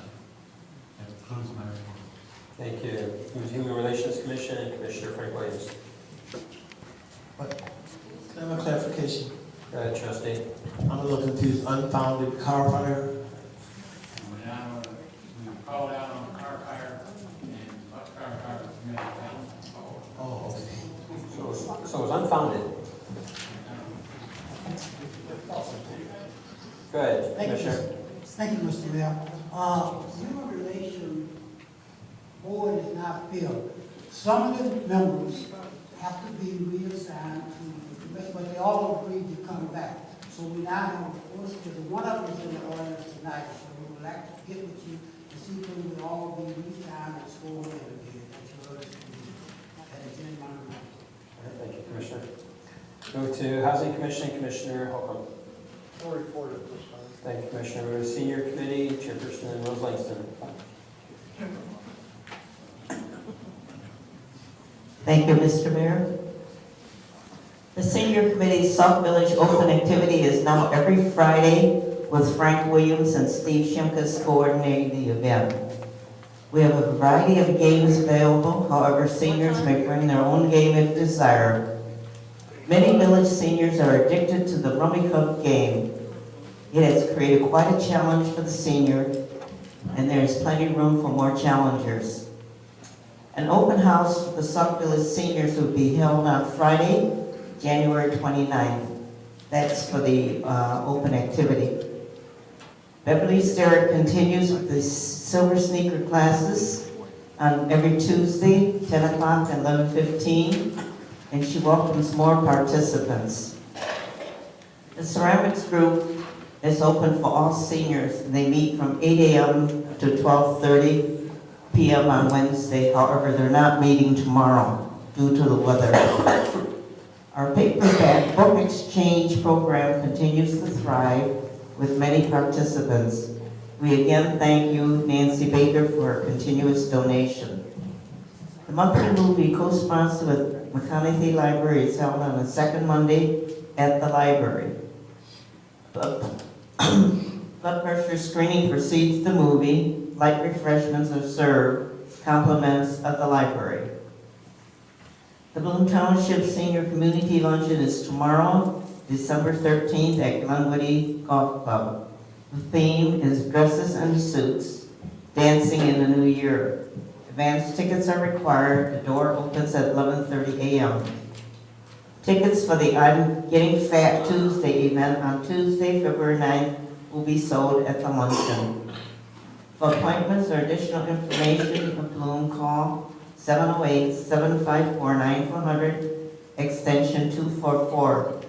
Senior Wheels provide affordable transportation within the township and a few medical facilities out of township. You can call 708-754-8200 a day or two to make arrangements. The senior exemption or freeze application for 2015 must be completed in order to receive your exemption later this year. Seniors who turn 65 years of age last year may secure application from the Bloom Township Assessor's Office. The Golden Agers at Jones Memorial Community Center will meet Wednesday, January 20th, social hour 10 o'clock, 10:30 meeting, lunch at 11:30. Their annual dues are $5. Cost for lunch is $5. Reservations call 708-757-5395. Leisure Timers will not be meeting this month. The Sunshiners will be nominating and holding election for 2016 officers at their next meeting, February 1st. Sauk Village Bluegrass continues to meet every Sunday from 6 to 10 p.m. The next committee meeting will be on Thursday, January 14th at 7 p.m. Thank you. This ends my report. Thank you. Move to item number 6, consent agenda. Is there anything that trustees like to remove or any exception? I have a question. Trustee? It is my understanding that for something to be on the consent agenda, you need 100% or unanimous approval for it? Trustee, the way the consent agenda works is prior to bringing it up for a vote, the mayor asks if there's anything that you have that you'd like to have removed off that consent agenda. And if no one responds, then we go for a vote. So it's your interpretation that it's on there whether or not anyone objects to it? If no one objects to it, then it remains on there. Okay, I wasn't asked about putting it on there, so how can I don't understand? Please explain. You said it remains on there. I was never asked what to be put on there in the first place. I'm asking if you want anything removed. How about the whole agenda? There you go. All right, we move to consent agenda, items A, B, C, and D. We'll move down to item 7, and we will make it E, F, G, H. All right, with that said, we'll move to item number 7. How it works, trustee. Item number 7, we move to item C, motion to approve regular board meeting minutes for October 27, 2015. Is there a motion to approve? Got a motion, is there a second? Got a motion and a second. Any questions or comments? Question, you said October what? 27. Oh, 27, I said 15. I didn't get a copy of October 27th. I'm sorry, I didn't get a copy of, okay, you said 27th. I didn't get a copy of October 20th and the Yeah, I have no problem. I didn't get a copy of October 27th. Okay, so we have a motion and a second. Any other questions or comments? Hearing none, Village Clerk, please call roll. Tate? No. Washington? Yes. Williams? Yes. Burgess? On October 27th, yes. Jones? Yes. Myers? Have to send, All right, motion carries. And with that, number D, motion to approve accounts payable and disbursements from December 8th, 2015 to January 12th, 2016. Is there, according to Sauk Village policy, is there a motion to approve? Got a motion, is there a second? Yeah, a motion and a second. Any questions or comments? Question. Trustee. First of all, I'd like to find out from Mr. Fairman or yourself, Mayor, when was Mr. Fairman actually hired? What was his date of hire? Do you remember? May 1st. Okay. Thank you. The reason I'm asking that, because I just wanted to find out, I have the bills, and the bills from my law firm that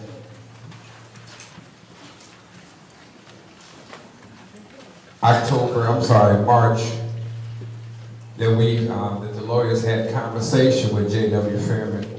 And I'm just looking at, it's 3 different times that they had conversation. One was on March 23rd, another one was on March 24th, and then there was a final one on March 30th.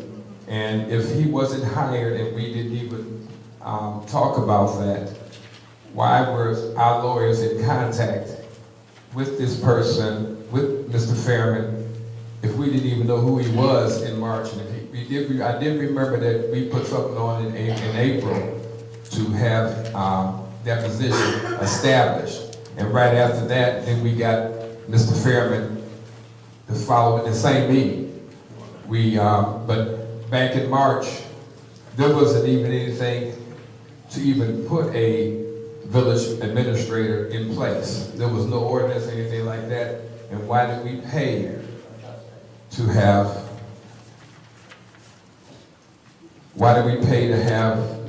him talking with our lawyers? Because one of them was with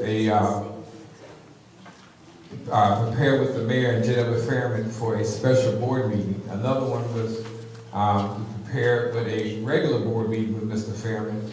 And then another one was just, and we paid for this, for Mr. Fairman to have, to draft his employment contract.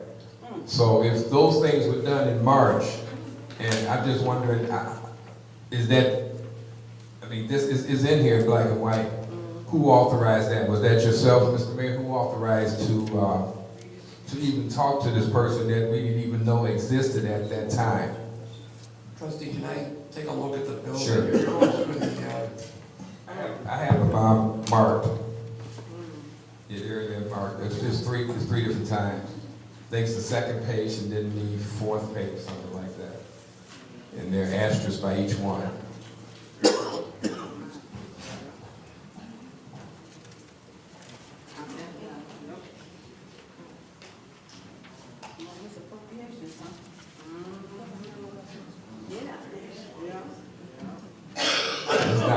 I'm not questioning the lawyers, because the lawyers don't do anything unless they're instructed to. So they wouldn't even know about this unless they were instructed by someone else.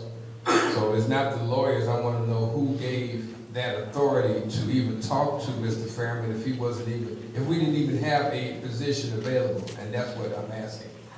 Because someone had to give that authority to our lawyers to do that.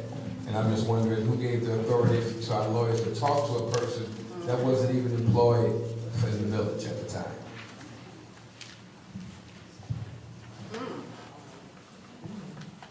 It goes back to March 20th, March 24th. And March 30th. March 30th.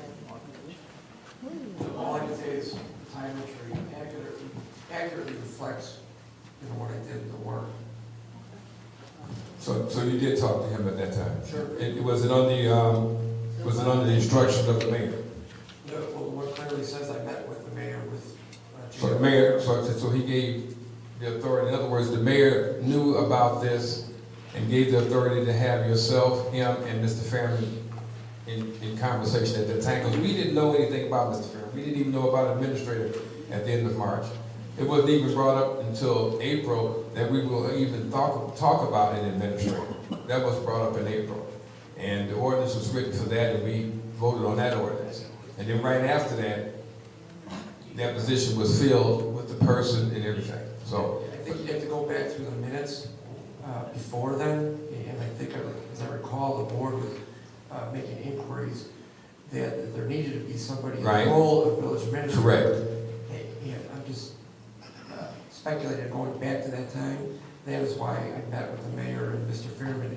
And as the entry says, it was either before or after the regular board meeting, so I believe it was right here at the village hall. So he was actually here before we even voted on it. Okay. All right, that's just one question. As far as the accounts payable, we have things that are listed in the accounts payable that are not accounts payable, as I asked before. If it's immediate checks, it should not be part of accounts payable, because accounts payable means that we're going to pay. If it's an immediate check, we've already paid, so therefore why should we have to vote on something that was already issued and paid for by consensus or whoever gave that authority to do that? And there's a few items in here that were done that way, but now they fall on the accounts payable. And if we're gonna vote on accounts payable, then I think we need to have those items removed because they were already voted on. They were already taken care of. And then also, and there's quite a few in here, and I think it's on the third page for the compensation, and then for the locksmith and things like that. I just wanted to, if those are already been paid for, Mr. Mayor, and He's not listening to you. if those are already been paid, why are they on accounts payable? And there's a few things that we need to address. And I was wondering, I wouldn't have a problem with paying payroll and compensation, but I do have a problem with paying or adding the things that have already been paid. And then also there's some, Mr. Mohan, there's some things in here that you wrote in pen. And I don't understand that. If you added to something, then it should have been added correctly. And let's go over some of the things that I talked about. First thing, Mr. Mayor and Mr. Mohan, is the credit cards. The uniform allowance, is that part of the police chief's salary? The uniform allowance.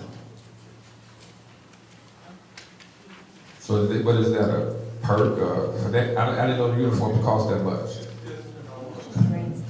I'm sorry, I'm away from this. Oh, so everyone's uniform costs that much? Oh, wow. Okay. Also, on page,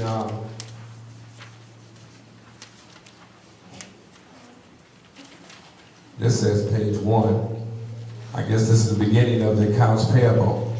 First communication, 911. And then, which line is that? Is that 960 for the 911 or is it 5100?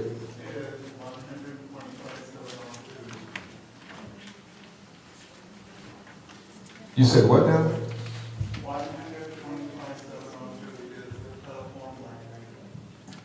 Oh, because you have 510988 and then 96078.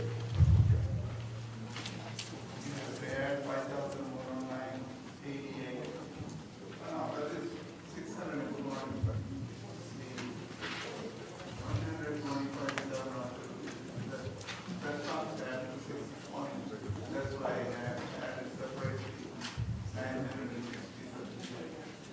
Also, that's what I'm asking, is it 96780, is that what the 911? Okay, that's what I was asking, you said one something. Okay, so that was a late bill coming in, or?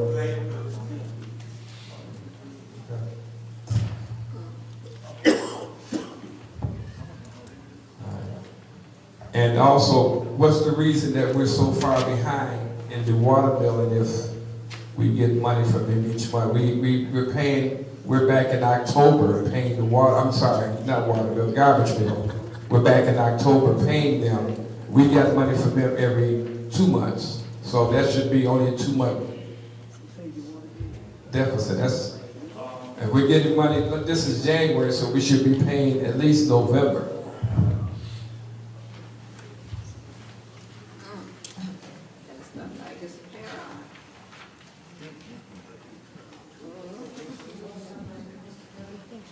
This is, but it's really December 8th, I think that's what, no, December 1st to December 31st.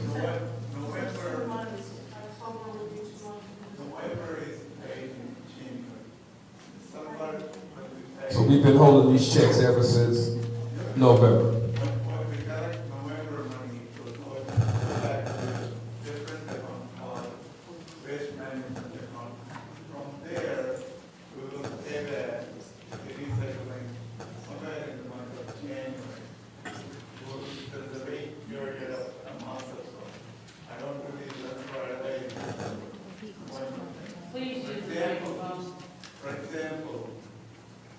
December payment, what we collect will not be transferred until after January. Correct, right, I know So they're a month behind. when I schedule the payment, it will not be in January, normally it will be in February. Okay. There will be a month until I don't pay right away because of reconciliation, I have to reconcile all about 1,000 amongst whatever it is, just to make sure what I'm paying is accurate. That's why it takes a little bit longer time to recycle. Okay, page 2, vendor number 2811, U.S. Legal Support, video conference. We had a video conference here, or? No, at the attorney's office, I guess. Oh, okay. That was from the attorney's office? Okay, so that's why, okay.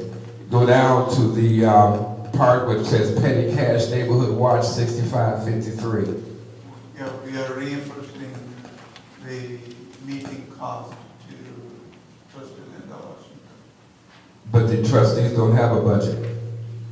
They collected about approximately about $960 and change.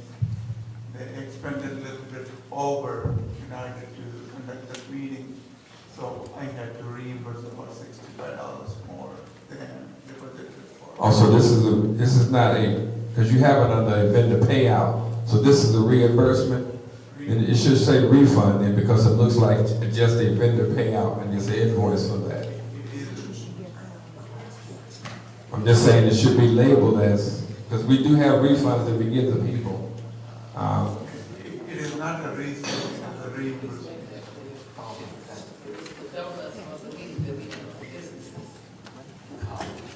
But the donuts and coffee, we have no budget. We have no budget for that.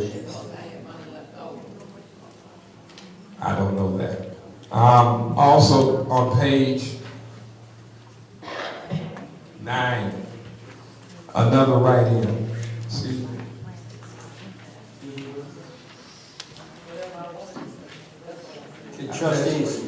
Trustees. No, you talked to me. You said something about something. Come on, we're going to dusk, guys. Come on. Okay. Keep on going. You know, Trustee Burgess has the floor. Under the motor fuel tax, the $100,000. I'll answer the question. Originally, there was a bill for $373,614. Out of $373,614, we were able to pay $198,000 somewhere in the month of November. So you reduced it because we didn't have the money? we didn't have money. So that's why you reduced it? We paid only 198,000. Okay. Since because we have enough money, not enough money, we were able to get about $140,000 from state of Illinois towards MFD allocation. We decided to pay $100,000 to Gallagher Corporation. Okay. Still, we owe them approximately another. So you did this after this publication went out, correct? Correct. Okay, so this is what you just, okay, because I was just wondering why that, why it was that way, but I see now that, I guess you was anticipating when you actually printed this up, but at the last minute you didn't get it, but you got less than what you thought, and so that's why you pinned it in. Okay. That's part of that $3 billion that the governor signed off on. Was it $3 billion or something? He signed off on for MFT and Yeah, we're not gonna get any, lottery, we won't get all that any kind of stuff. block grant money next year either, right? What's that? We won't get any CDBG money next year either. Well, that's counting. So, okay, those are the things I wanted to find out. I just want to clarify and to find out, because I did have questions and, it's been a month since we had a meeting, so I just wanted to make sure that, that is done so we can have it on record. Thank you. I have a question. Trustee, I'm sorry, the Madam Clerk was able to pull up the ordinance back on March 24th of last year is when the board reinstated the position of village administrator. So it was right at the time when you guys passed that ordinance on that. Okay, but if we passed the ordinance on the March 24th, how did you know who that person was going to be on March 24th? I mean, if we said, okay, we're going to reinstate that particular position, you would think that you're going to go out and look for it. Obviously, you had someone there ready to fill that position without even vetting anyone else. And that was I was just wondering why our lawyers were talking to someone that we didn't even know who that person was. When we talked about bringing that ordinance and creating that position. Yes, I remember that. But I didn't know that position we actually paid our lawyers to talk to this person prior to naming this person our village administrator. That's what I was talking about.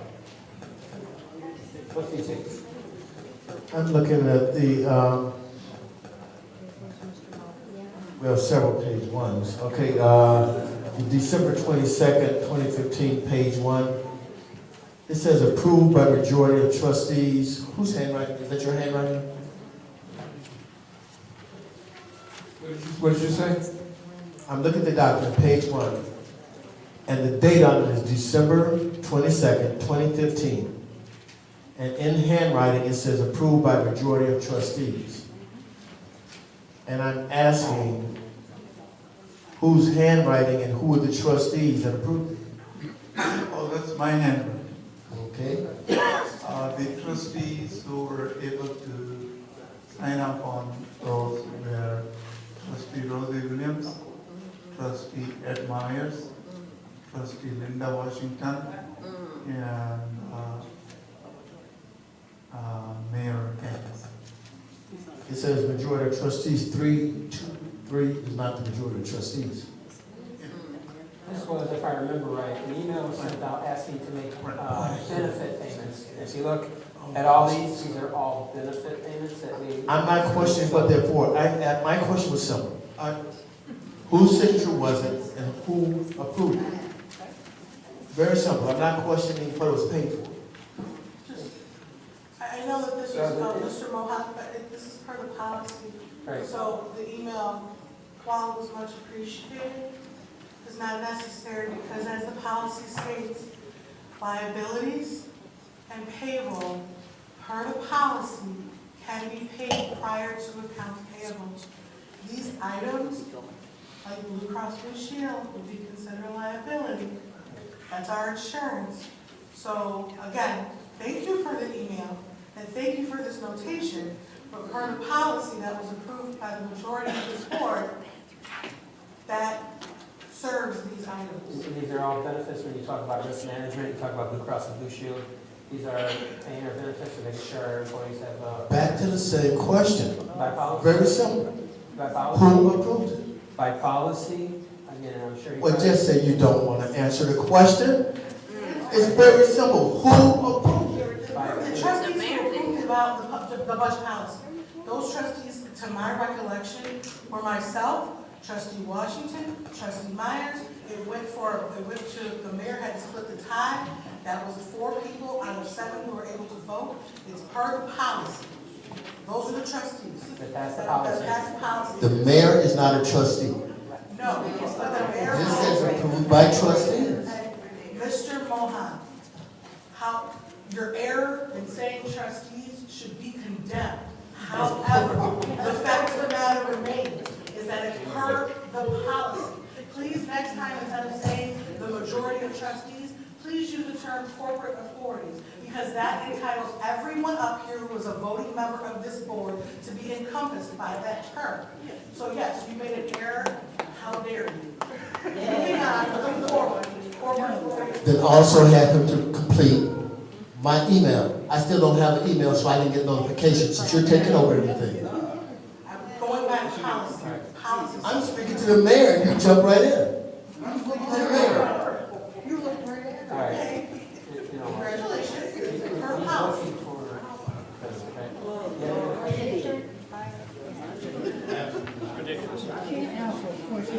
All right, we got a motion and a second on the floor. Clerk, please call roll.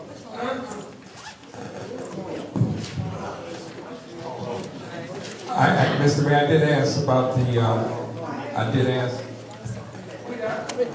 I asked about the items that are immediate checks to be removed from this. This is what I asked. To be removed from this accounts payable because they were already done. So that's what I asked at the very beginning when I asked to have that removed because that's not part of accounts payable. And There's a motion and a second on the floor. and it was a motion, and I asked that we remove. Yes, we call roll. Williams. Burgess. Just so we're having clarification, he asked for those items to be removed. The vote that we're taking right now is for the accounts payable for application. Correct. Including our meeting check, which we're done per policy, voting yes. Yes. Burgess. Present. Jones. No. Myers. Yes. Tate. No. Washington. Yes. Mayor votes yes. Just making sure, just in case.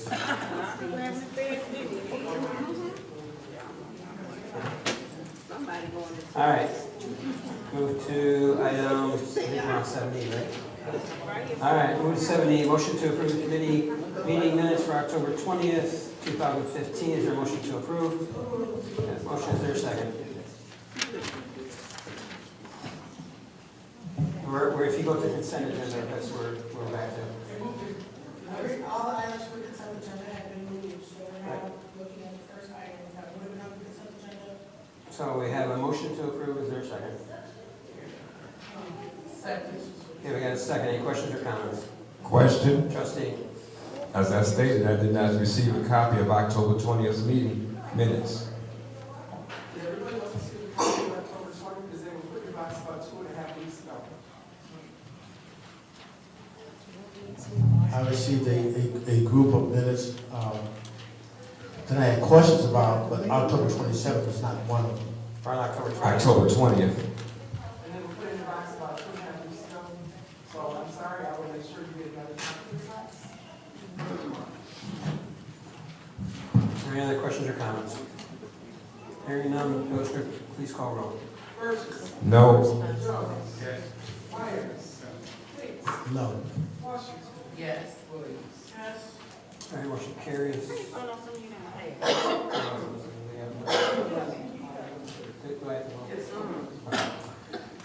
Item 7F, motion to approve special meeting minutes for November 3rd, 2015. Is there a motion to approve?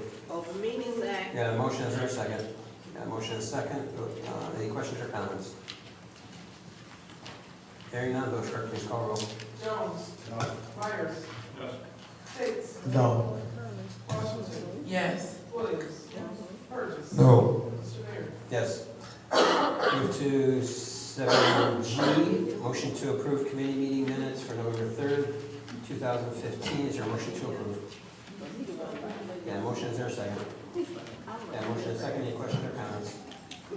Hearing none, Madam Clerk, please call the roll. Excuse me, Myers. Place. No. Washington. Yes. Williams. Burgess. No. Jones. No. Mr. Mayor. Yes.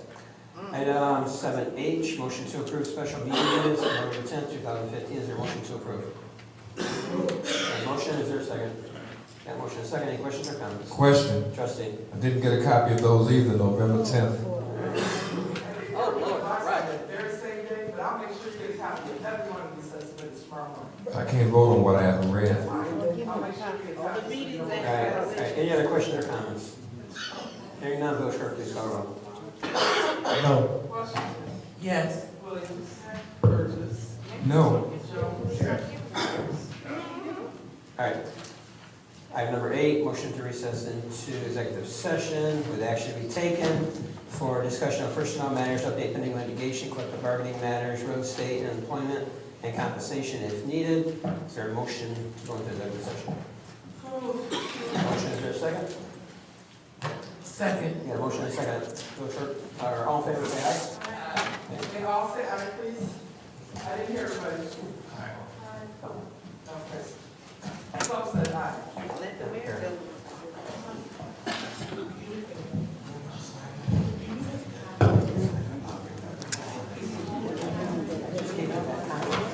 Is this the same one? It's right here.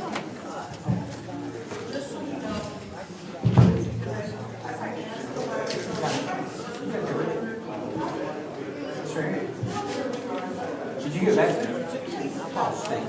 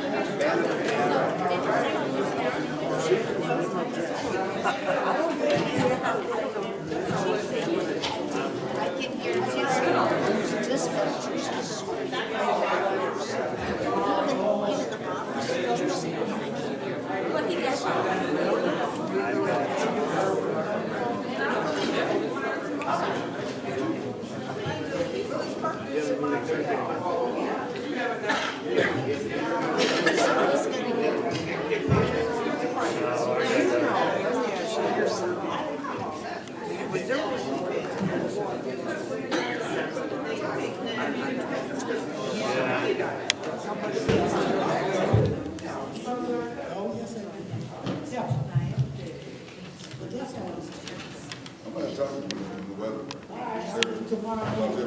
No, I'm just saying, you got time, now, it's too cold. Hey,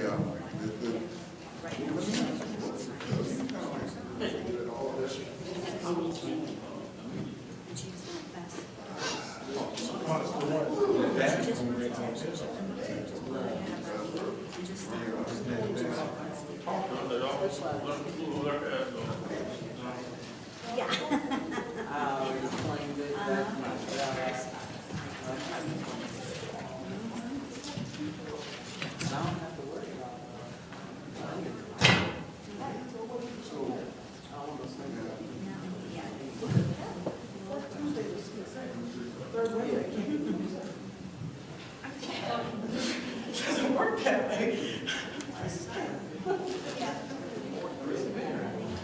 The mayor is talking about federal litigation.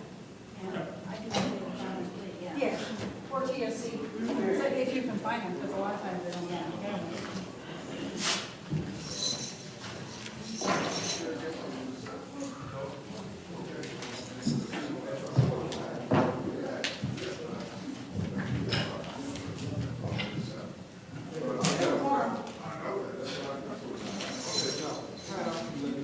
I will, you know what, you got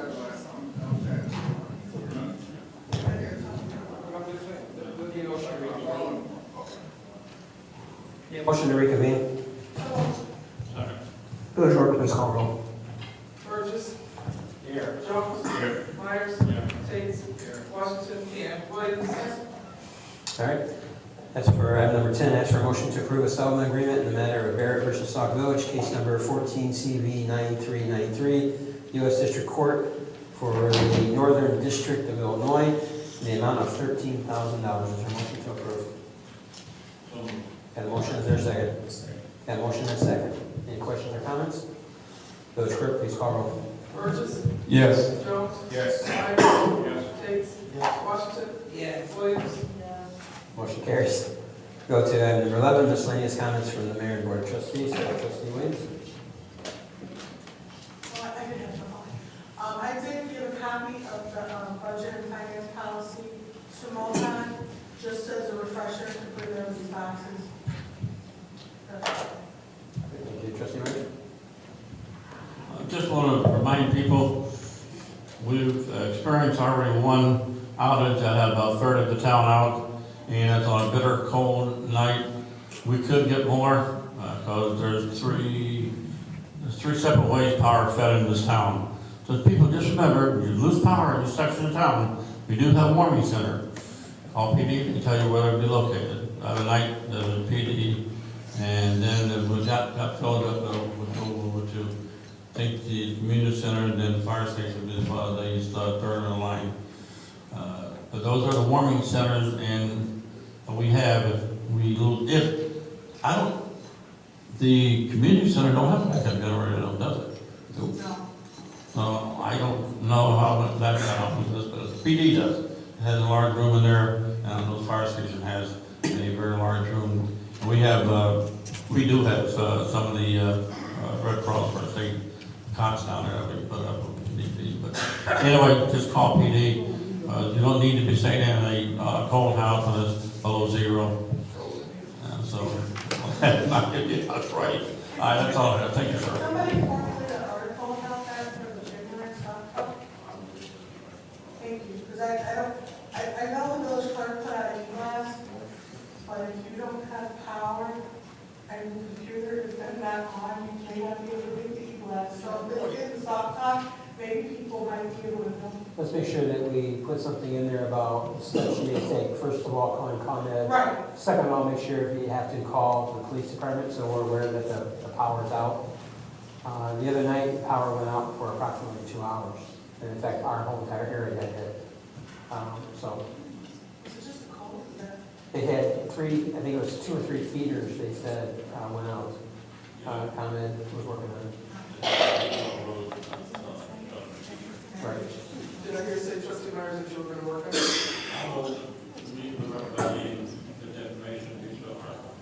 All right. Trustee Tate? Let's go back to budget and finance kind of. It's confusing on when we see accounts payable and all the scratch outs and the numbers are changing. Is something to be done where the information is not tampered with or changed so that it's a solid document? I think that would help. But when we're going through, we're adding, subtracting. We found out before that doesn't work well because we add differently for some reason. So it would help that before he gives us a document, that it's a correct and accurate document. And that's my only suggestion for budget. One of the things that he has mentioned before was the software, and that's part of the problem. And at this meeting, he was supposed to come to us with, because the board has asked for quotes. His problem is the software won't let him go back and do something. And I think that you and I both, and I think Trustee Jones might have asked for, well, how much is it going to cost to rectify this problem? And he was supposed to be looking into it, and at this meeting, we were one of the things we were going to talk about. Unfortunately, I canceled the meeting. So again, I will readdress that, and hopefully, we'll bring it back to the board. Obviously, we can't buy anything. I don't know how much it's going to cost to get a new system, but at least we'll know if it's $5,000 or $6,000, it might be worth it to buy the system to correct the problem. But we'll address that. I mean, that's my only concern, because I think we should know how much money it actually is, and when we're building 2 sets of figures and line outs and cross outs, It's not. There's no way to determine the accuracy. Thank you. Trustee Jones. I don't have anything. All right. That's me. Trustee Washington, sorry about that. Just one final reminder that Neighborhood Watch is encouraging different residents that want to be a part of the play to meet us at the community center. We will be having rehearsal Saturday again from 11 to 1 and every Saturday from now to March. So let your neighbors and your friends all know if they want to be a part of the play to meet me there at exactly 11 o'clock sharp. Thank you. Trustee Burgess. Thank you. I just wanted to remind everyone, tomorrow, 7 o'clock here, Public Works Committee meeting. We have some things we need to go over, and I'm hoping that, you know, those that can come. It is gonna be kind of cool outside, but, you know, hopefully, if we're not in here, cool, that we're in the conference room where it's warmer at. Because it's cold there, I'm sorry, but that's all I have. All right. Just real quick, as everyone knows, I think put on a task force, Sauk Village is working with Chicago Heights and many other communities with the closure of St. James Hospital. This last Saturday, there was a meeting over in Madison at the church over there behind Cracker Barrel. Victory Apostolic. Yep. So, you know, kind of keep an eye on that. I got an email today. We're going to have a task meeting coming up again because it appears that St. Francis has already filed their paperwork to close the hospital. So we're going to be looking at the next steps as a task force, and even though they promised to have additional meetings, they filed their paperwork on like January the 8th. So if you haven't got a chance to take a look at it, it's a major, again, I say at the same time, I understand change, and when they're coming, this would change, but you're looking at approximately almost, was it 3/4 of that hospital coming down over at the corner of Route 30. And again, they're tearing down the parking garage and putting up some type of other parking, and they're putting a large amount of money, about 130-some thousand, if I remember right, or 130-some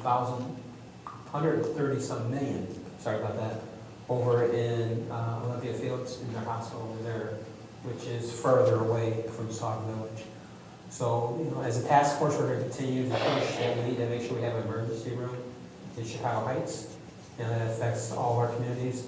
You know, we have to send an ambulance.